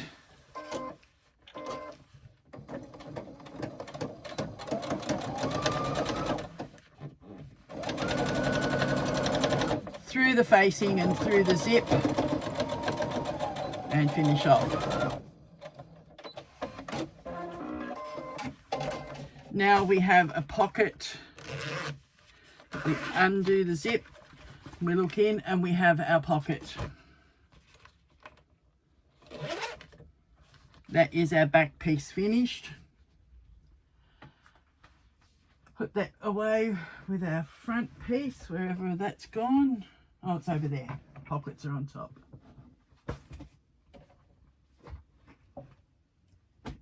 All right. So that part is different to the pouch because the pouch doesn't have an external zipper pocket, nor does it have an internal zipper pocket that we are doing. So that's why the pattern is done as two separate patterns. We are going to do, we'll leave the slip pocket till last. We are going to do the pocket with the overlay. Now again, we get the zipper piece. I've got a different tab on the top of my bag to what I have on the pockets, and I nearly still put the wrong one aside. Okay, we need, not that piece.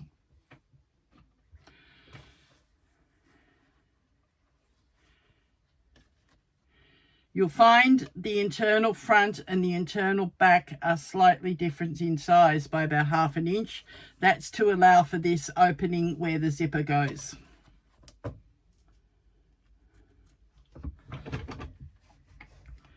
The internal front goes to the top of the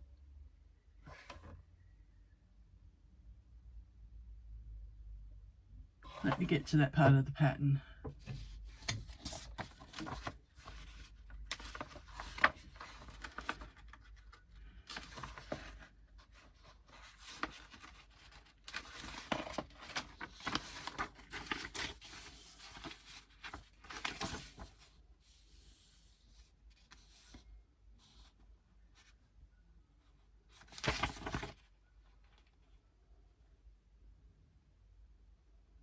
The longer one gets stitched to the top of the zip.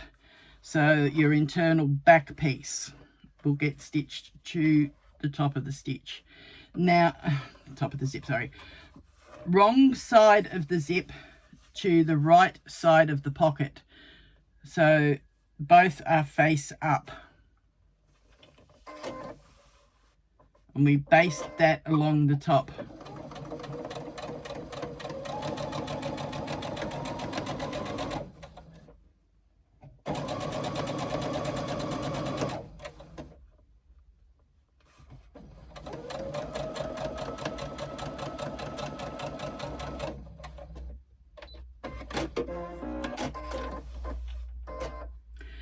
This time we are going to do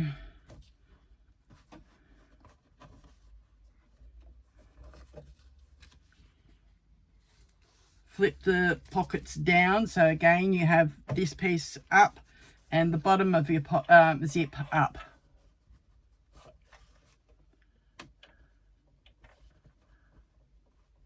Making sure the panels line up at the sides. You can trim the zip later if it's too long. Now I'm only basting the zip onto the pocket pieces at the moment because our next step with the pocket will take up some extra length and stitches the zip in properly.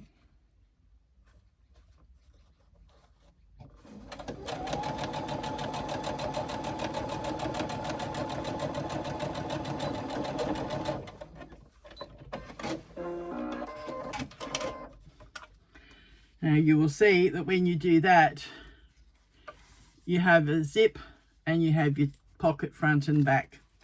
We're going to put that to the side for a moment. We are going to take our overlay. Oh, things are going missing on me.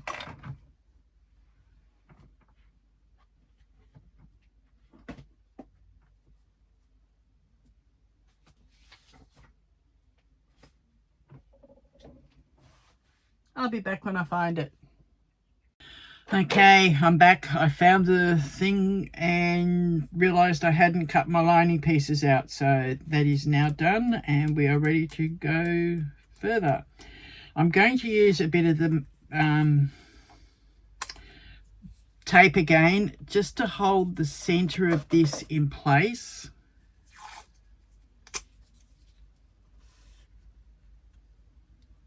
Because the first thing we do is stitch around the outside. We centralize it across the lining and 2 inches down from the top again. Now what we're going to do is stitch all the way around the outside of our overlay. Now I'm going to do that on the industrial, so I'll be back. Okay, now we can remove that tape, because our next task is to cut away some of this fabric in the middle. I'm going to actually just cut down the middle. It doesn't matter how straight, or if it's not exactly the middle.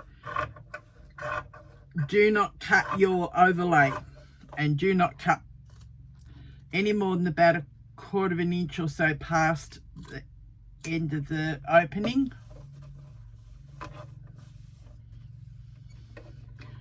You'll see how far past when I start to trim from the other side. I now get my scissors and I come in here and I cut up a little bit and I cut down a bit. And I do the same on the other end. Again, making sure that you do not cut through that overlay. Now I get my duckbill scissors. These are a special pair of scissors that have a piece like this. This goes under the fabric and lifts it away from I found this on the web. And you cut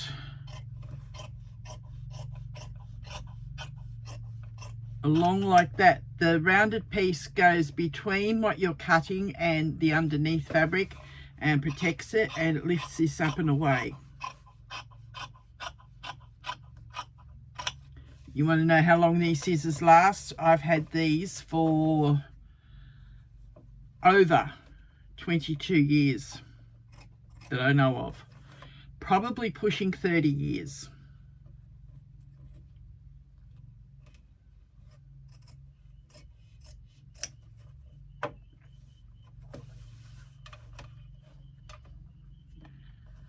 So they last quite a while, because I only ever use them for this sort of a job.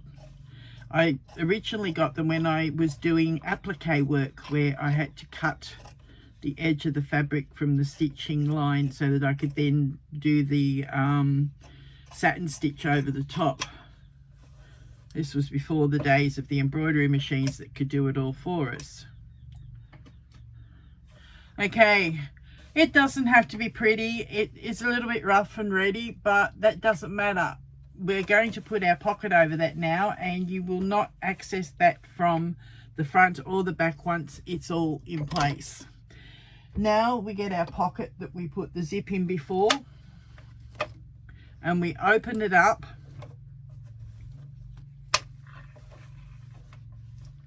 And I'm going to put some double-sided tape along the zipper, making sure I put this pocket in the right way, and I'm not. That way.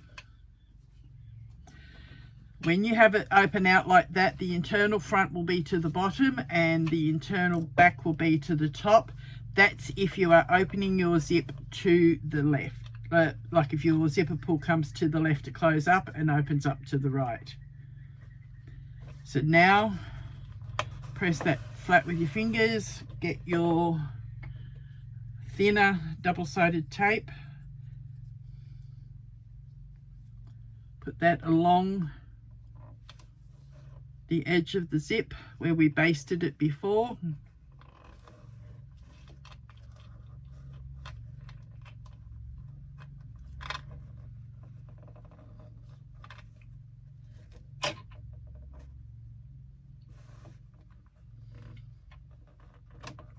And do the same, get that out of the way.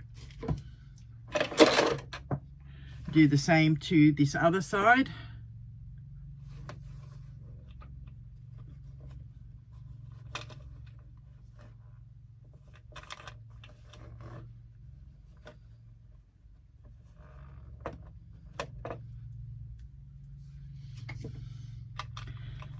Press that to make sure it's on the zipper nicely. Okay, now what we're going to do is centralize the pocket with our lining and opening. Going to take this piece off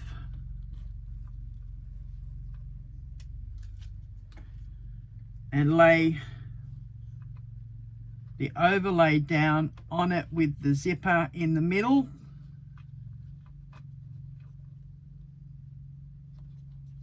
And then we're going to position our overlay nicely along that top edge of the zip where we've got the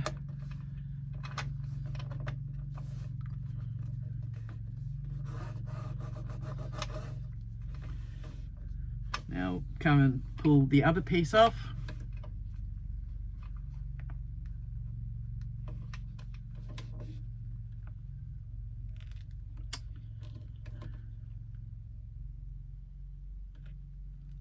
Sometimes it just pulls off nicely and other times it sticks to the backing, doesn't want to come off. There we go.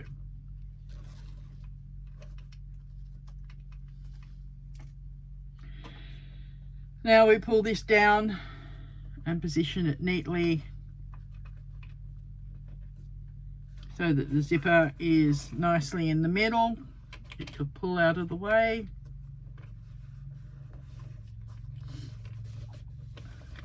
Now we are going to stitch all around that box with our zipper, our pocket laid flat, and we'll worry about the rest of it shortly. Okay, I'll be back because I do this on the industrial. Okay, I'll try and get this up and show you. See how I have sewn around the edge of the zipper down to the corner, come down and back along. When you get up to this corner, you come up and back along to where you started. Okay, so you have stitching around the outside of the overlay and around that inside of the overlay. From the back, you've stitched on the zipper tape.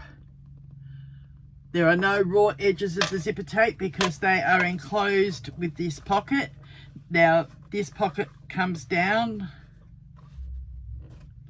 and lays over the other piece of the pocket. We can trim that off shortly. We're only going to sew the side seams because we're going to leave the bottom of this open.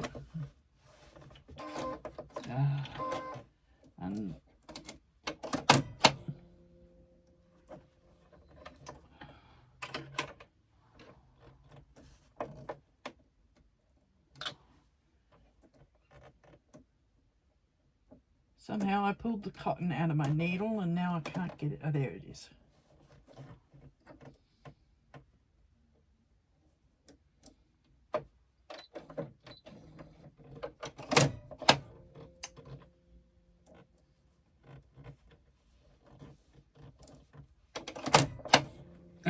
Now it's threaded, right. So we're going to sew up the side seams of this pocket, but leave the bottom open. We are going to use the pocket opening to turn through. Where in the pouch we left that little opening in the bottom because we had no pockets like this that we could turn through. This time we are leaving a pocket seam open so that we can turn through that. And I've just broken a needle. I'll be back. Okay, we're back after changing that needle. Now all I've got left to do is the other side seam of that pocket, and be very careful over the zip. Nylon teeth shouldn't have broken the needle, but it did. Every so often you will find that happens.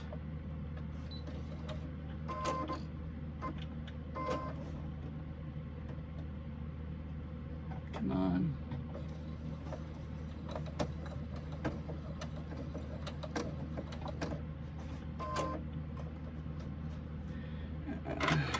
That's double-sided tape's giving me a little bit of grief.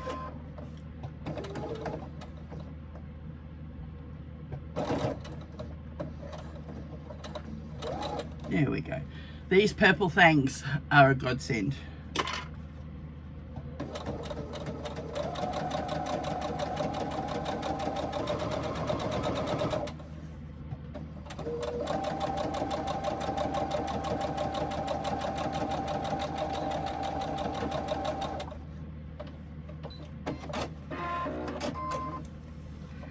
Okay, depending on the seam allowance you've done on your zipper tape as to whether this will match or whether you need to trim, I'm going to trim this because I must have taken a smaller seam allowance than what was required. No big issue, just a little bit of trim.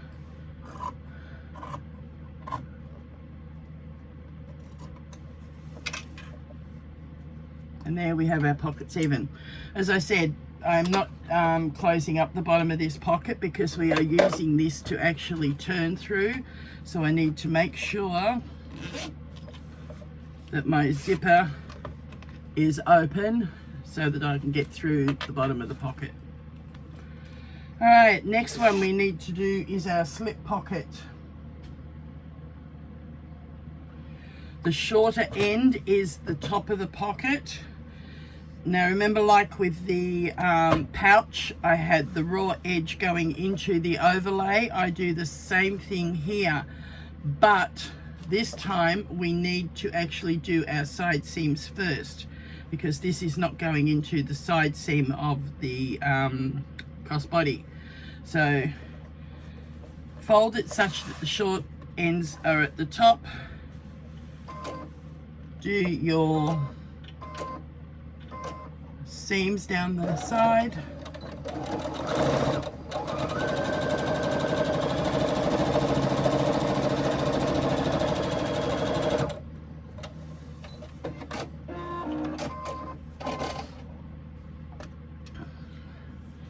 I'm going to do this one from the opposite side so that I can make sure that that's leveled up as well. A 1/4 inch seam down the side.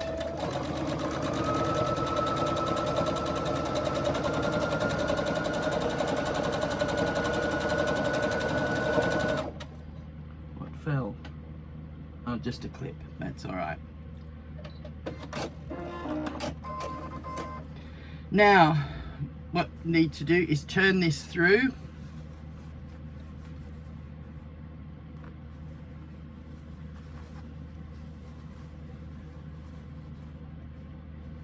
And again, this purple thing comes in handy for poking out those corners, getting them nice and neat. Both corners. Now I'm going to go to the ironing board and press this flat so that those seams that I've just done are nice and neat and flat.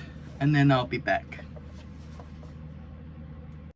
Okay, like we did with the pouch overlay, I've drawn a line down the middle. I'm going to put the tape along that line.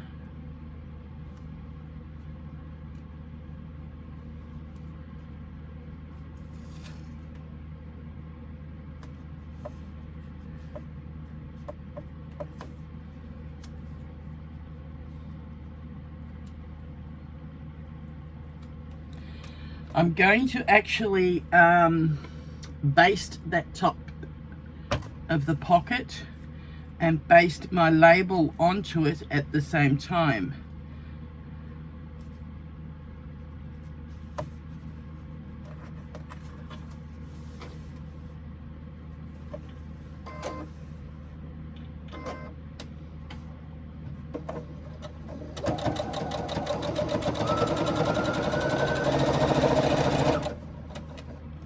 When we get to where we want our label to be, make sure that's nice and straight.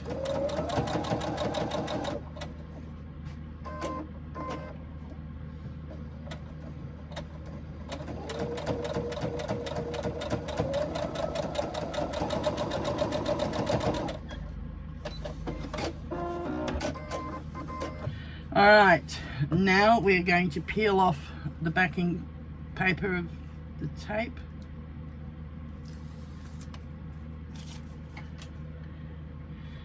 Lay the edge of our pocket along that trim. You will find the trim will be slightly longer.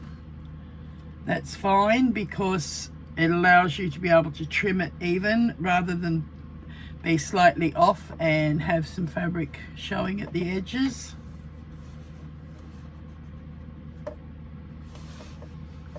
Now we fold that back down over the front of the pocket. And because we've basted it, it's not going to pop up and open and make it awkward to deal with.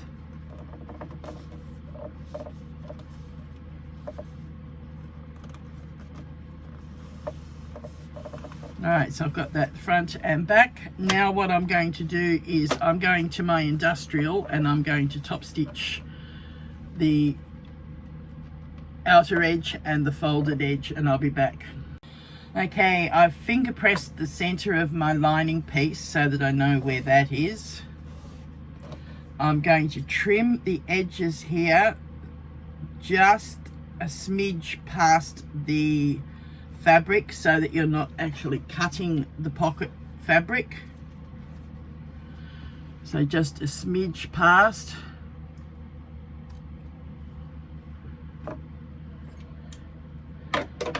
Find the center of your pocket, top and bottom.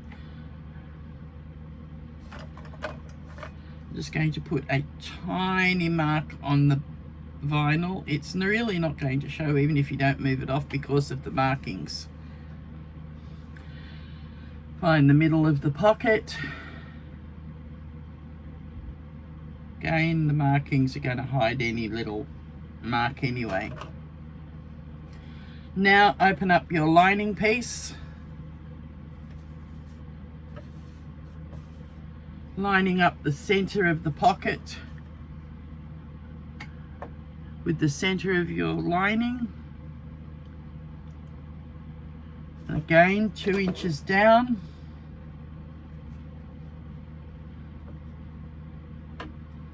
Actually, this is 3 inches down, and I think that actually looks good. It will line up with the, actually make it 2.5. With the box corners. Yes, that's 2.5, 2.5. And we've lined up the centers because we marked them, so I don't need to measure each side. Now we are going to sew down the side of the pocket, along the bottom of the pocket, back up the side of the pocket. Now I'm going to back stitch start and finish to lock it off. I'll do that on the industrial and I'll be back. Alright, now that you have your pocket sewn on, you have your label in place, you have your other zipper pocket done that we're going to be birthing through, and again I must have closed that zip up again. I need it open. So make sure that zip is open on the inside pocket. You have your back done with a zip. I'm going to put that aside just for a moment. I'm going to put these aside for a moment. The last thing I've got to do on these before we start the final assembly is our name badge, if we're going to put it on. Now I'm still trying to decide, am I going to put it on the pleats or put it up on the print like I did on the pouch. I'm thinking I might make it uniform and put it on the print. It's not as visible, but whoever buys it can see it. Okay, I will be back once I've put that on. Alright, I am back. I've put my label on. I went with the top of, or at the bottom of the upper panel, and again some decal on the back to support it. Now what we need to do is our zipper tab. Make sure you're putting it on the right end of the zipper. Again, we're doing a 1/4 inch seam. I'm just going to mark that because I don't have the 1/4 inch foot on it.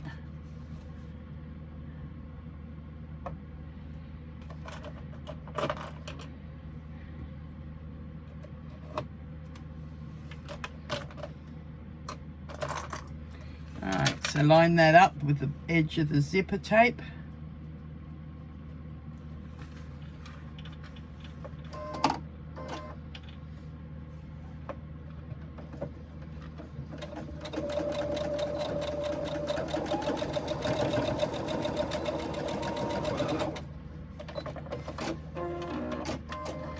Now we fold that back.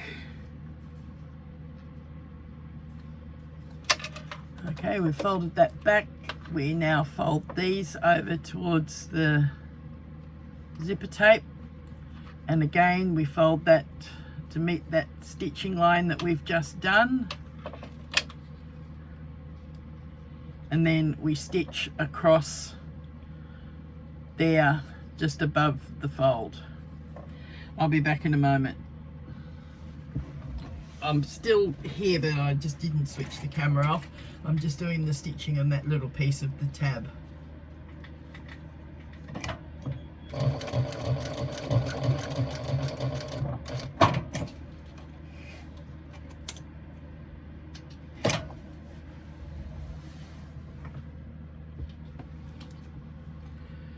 Okay, so that is our tab stitched on and top stitched. Now what we need to do is our 4 pieces, the 2 outers and the 2 linings on the back, on the top edges. Just make sure I've got them all facing the same way to make it easier to do. We now need to mark those 3/4 inch marks like we did with the pouch.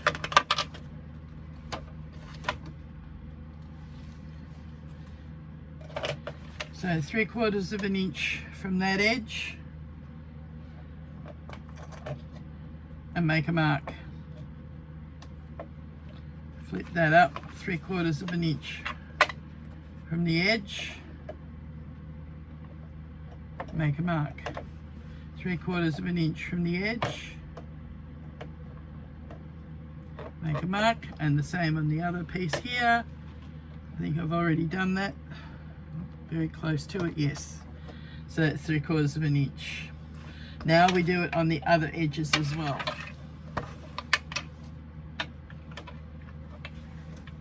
So 3/4 of an inch from the edge, make a mark. 3/4 of an inch from the edge, make a mark.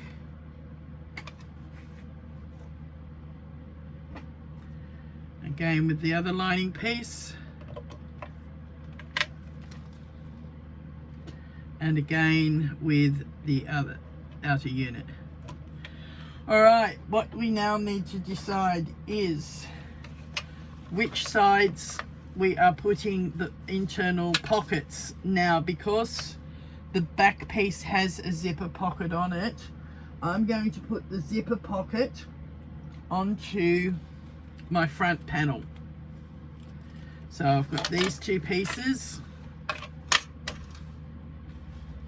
and then the back panel that's got the external zipper pocket will have the slip pocket on the inside. It evens the weight out and makes it a lot easier to carry. Okay, now we line up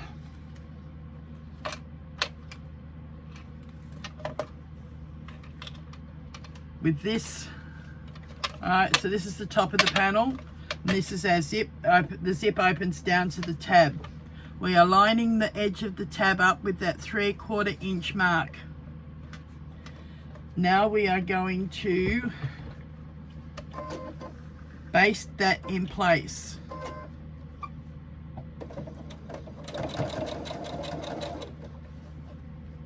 So just that top edge of the zip.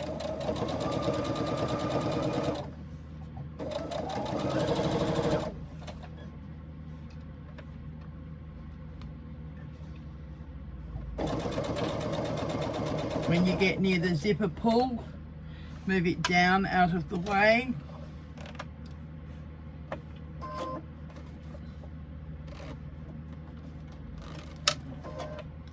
And then continue basting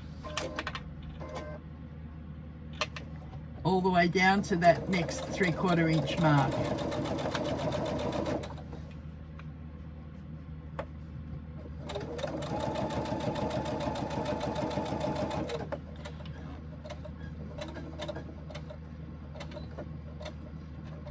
And we stop when we get to that 3/4 inch mark.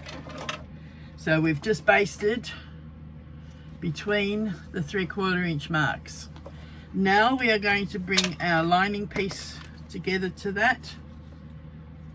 Line up your 3/4 inch marks again. I'm actually going to use clips this time because it's so much bigger.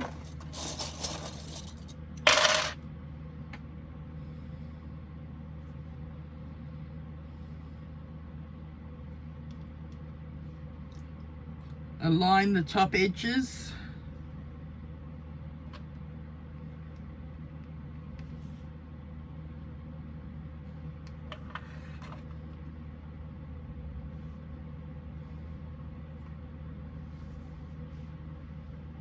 Okay, my lining is just a fraction wider, so I'm going to move that slightly.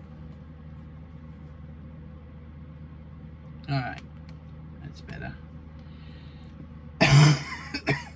Excuse that cough. I just cannot shake it since having COVID.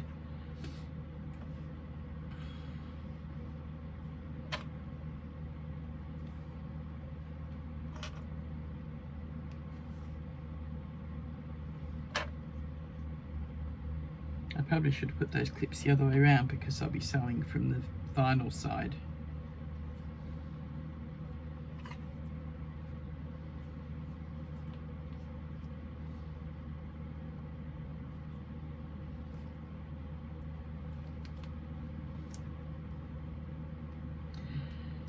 Remove that clip. Okay, we now need our zipper foot in place.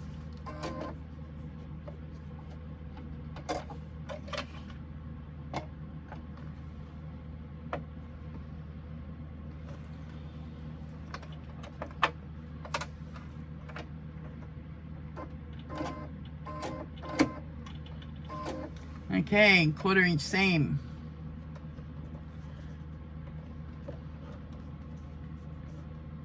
Start right from the edge.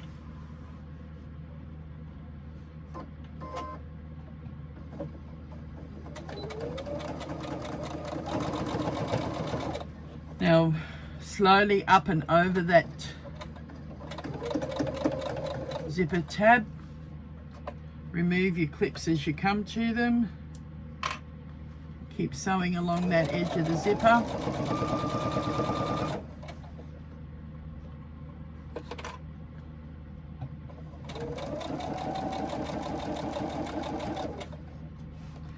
I've just reached the zipper pull again, so again I'm going to have to move that out of the way.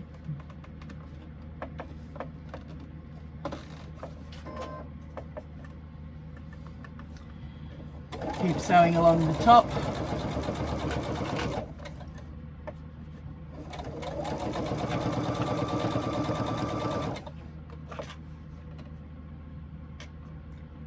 Keep sewing until you get to this 3/4 inch mark.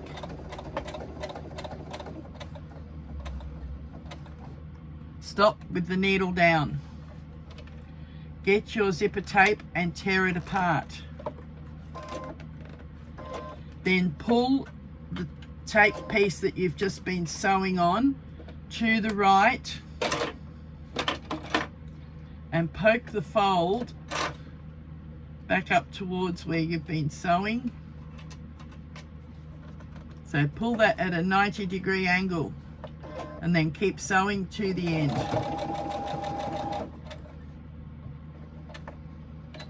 Then back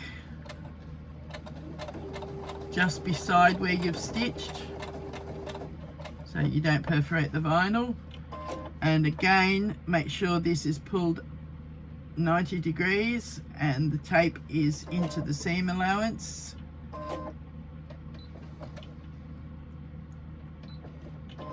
And so across the tape and hold it in place.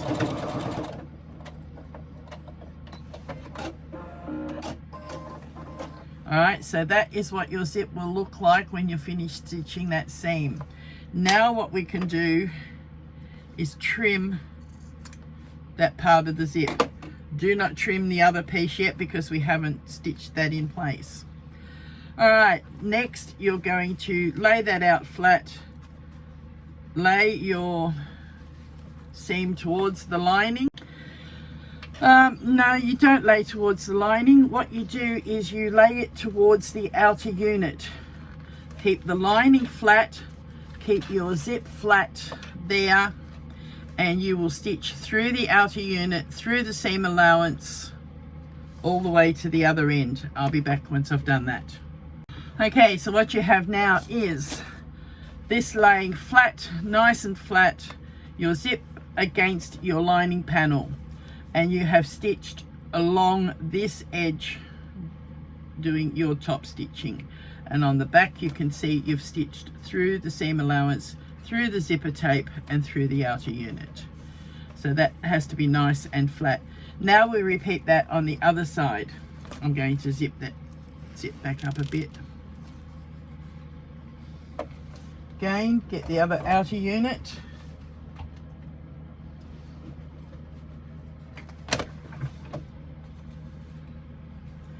Line that tab up with the 3/4 inch mark.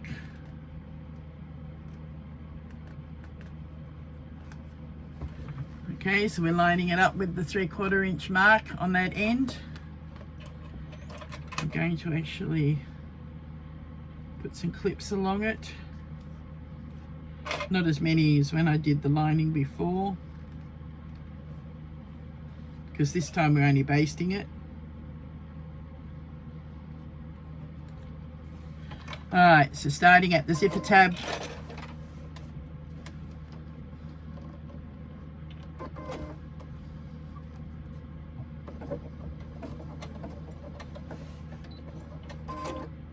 be careful you don't push that zipper tab too much or it causes a misalignment.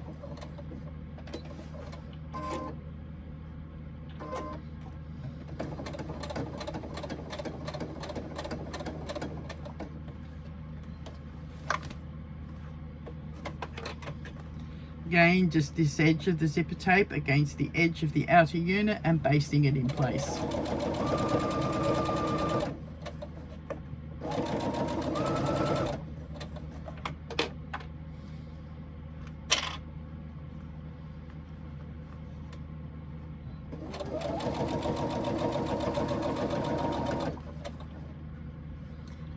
When we get towards the zipper pull, move it back out of the way.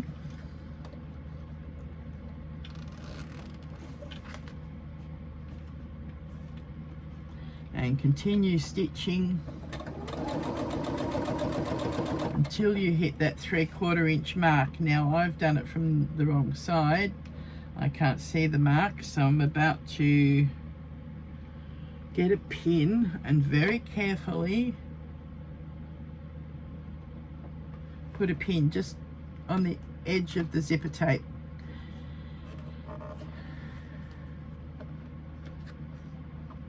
I keep stitching till just before that pin.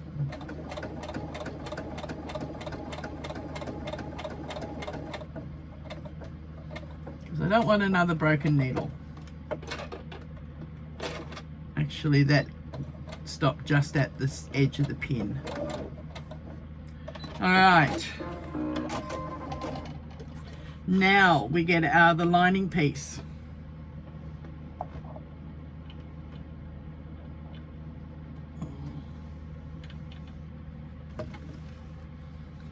Line up that 3/4 inch mark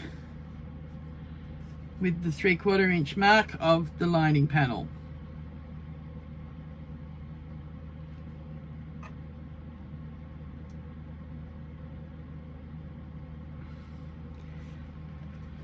Carefully clip it all the way along.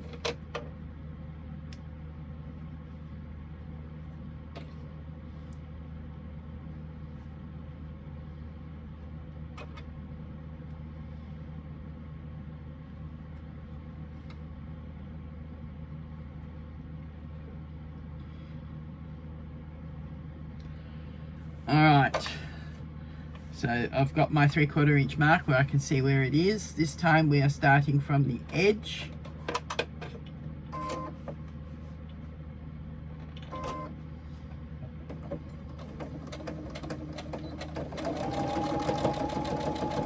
Very carefully up and over the zipper tab.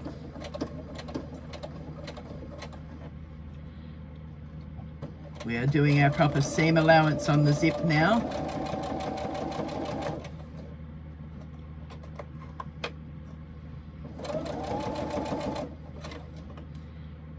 Sometimes this tries to move on you. Just try and keep it as flat as possible.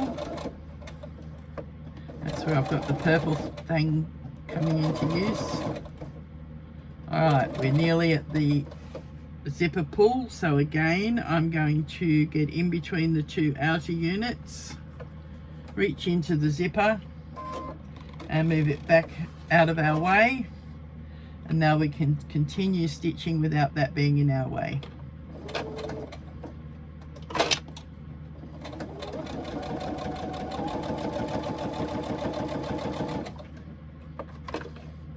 And again we keep stitching until we get to this 3/4 inch mark.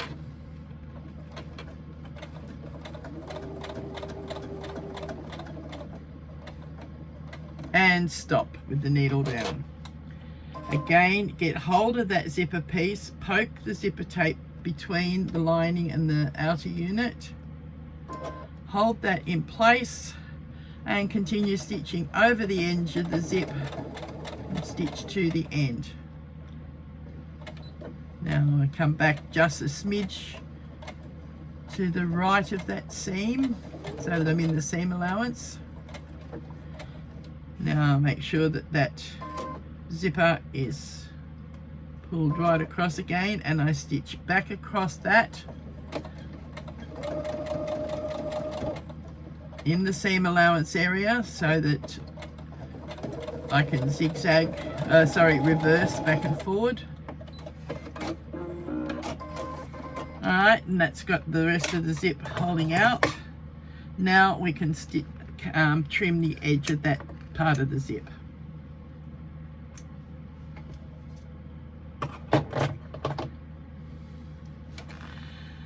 Now, like we did with the pouch, we lay, oh no, sorry, I haven't done the second lot of top stitching. I'll be back.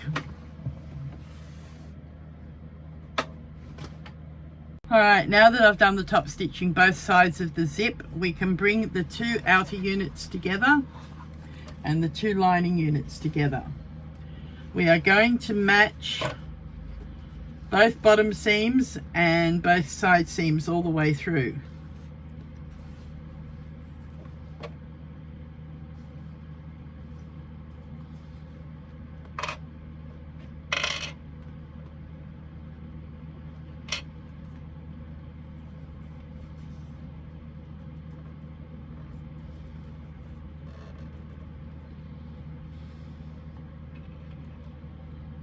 Make sure you line them up evenly.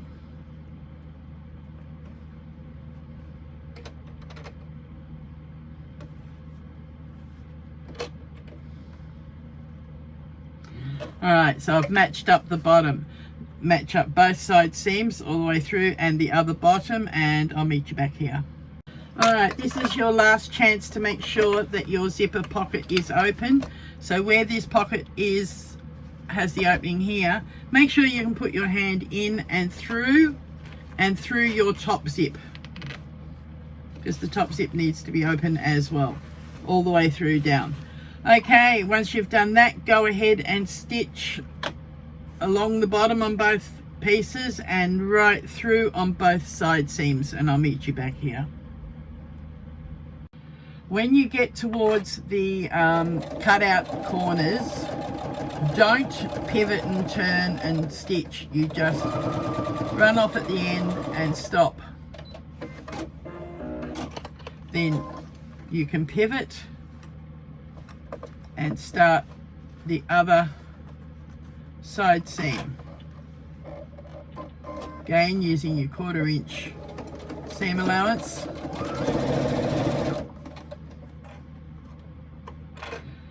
Again, till you get to the corner and you run off. Do not stitch along like that, because then your box corners won't work. I will come back and show you how that works.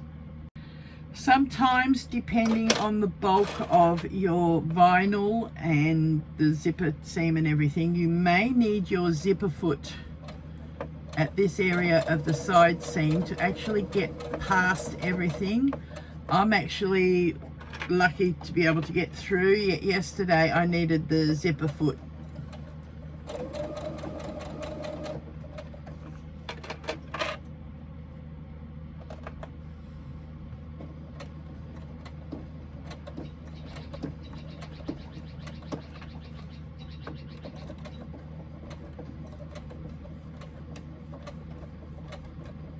I'm going slow because I'm going over the strap connector, and it's quite a bit of thickness there, but it's handling it okay. I just need to go slow and make sure that it's because the 1/4 inch foot has a little extension on it, and if I'm not careful, it gets caught.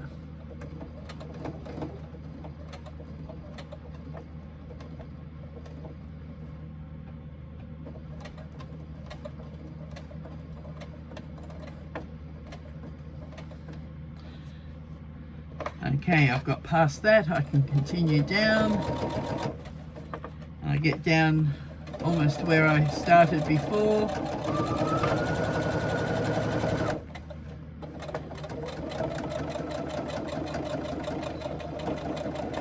And I finish off. Now what we're going to do is get these corners that we didn't stitch, and we're going to actually flare them out. We need to get, sometimes your finger will do it, sometimes you need something else. I'm being lazy today and just using the purple thing. What you do is you match the cutout corner bit and fold, and you match your side seam and your bottom seam to each other. So that's what you have. Then you stitch accordingly. It gets a bit awkward sometimes, but it is doable. Alright.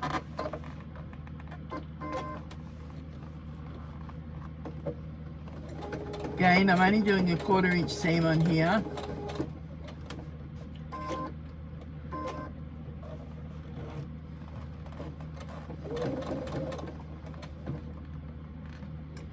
And making sure that that seam is flat.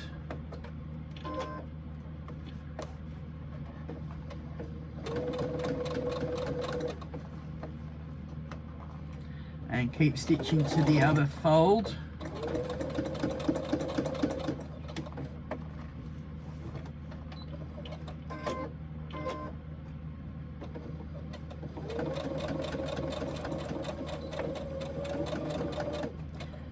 Now what I normally do is I do a second seam within the seam allowance. It just adds to the strength. And by doing it in the seam allowance, you're not going in the same holes as you were before with the vinyl and causing it to perforate on you. That's the last thing you want to happen. Okay, so I've got 2 seams side by side there. Do that for the other 3 corners and meet me back here. Alright, once we've done all 4 box corners like that, we are ready to turn our bag. What I did was I went through to the ironing board and I actually pressed the hem of the pocket up before we start turning. I find turning the body first is the easiest, so I reach in through the hole in the pocket, push my corners of the outer unit in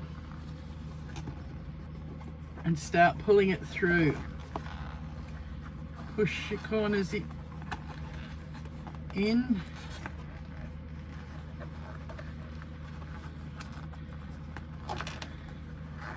and pull that through your pocket opening.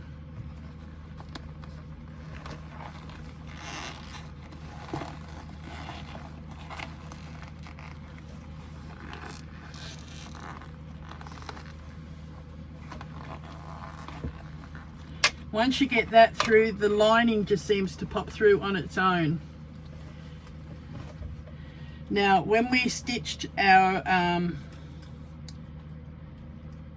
side seams, we poked our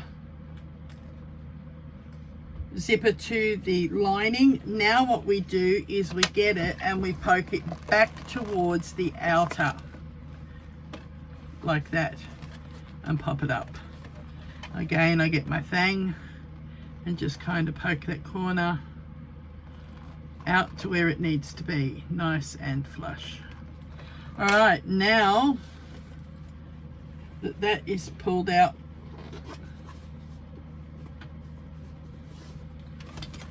we finish pulling the lining the rest of the way.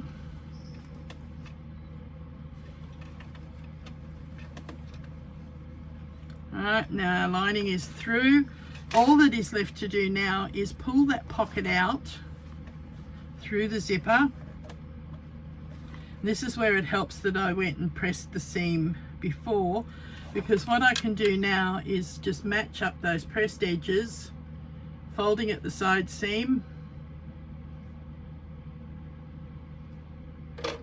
clip it,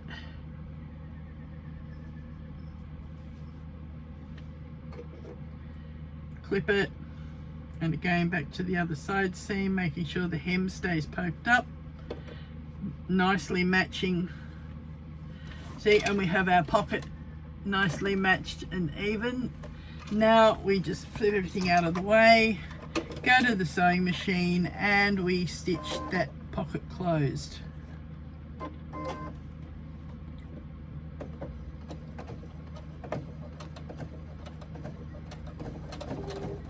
Now I double stitch there at the start, keeping those edges flush.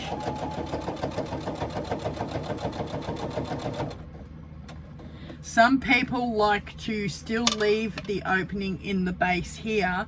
Then what they do is, before they close this pocket up, they pull that lining base through, stitch that seam, then finish off closing the pocket like this.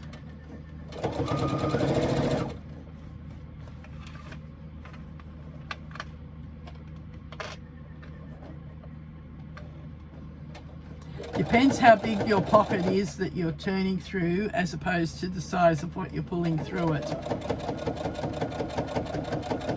There's fors and againsts for both methods.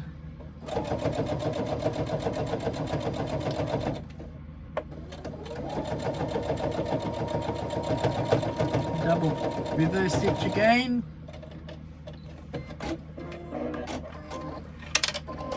Trim your threads.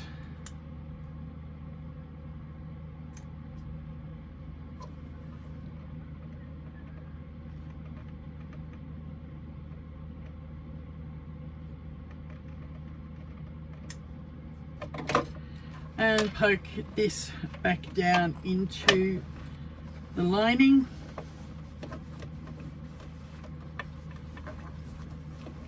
Make sure it's nice and even and pushed out towards the side seams. Now you can close up that pocket zip. Now all that's left to do is poke the lining back down into the inside of your outer unit.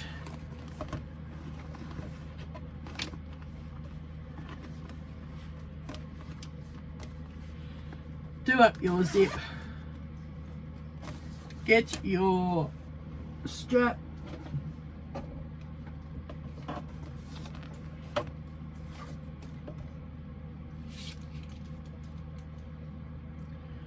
Hook your strap onto your rings that you've had on your connector.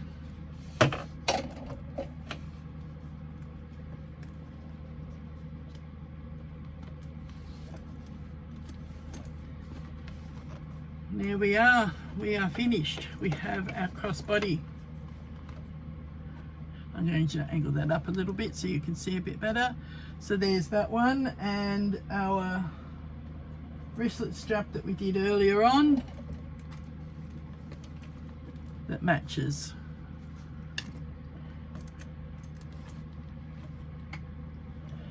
We have our matching crossbody and pouch. That's the ones we've just done in the video. Here are some that I've done before.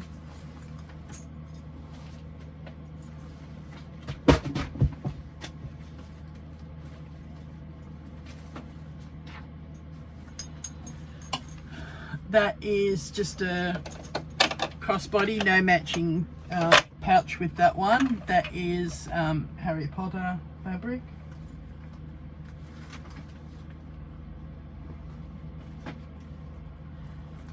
Just a pouch, no matching crossbody.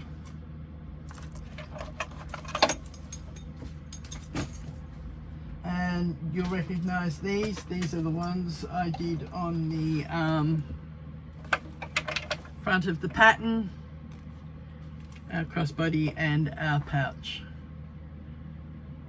Go ahead, make your crossbody and pouch, and please share them on our pattern support group.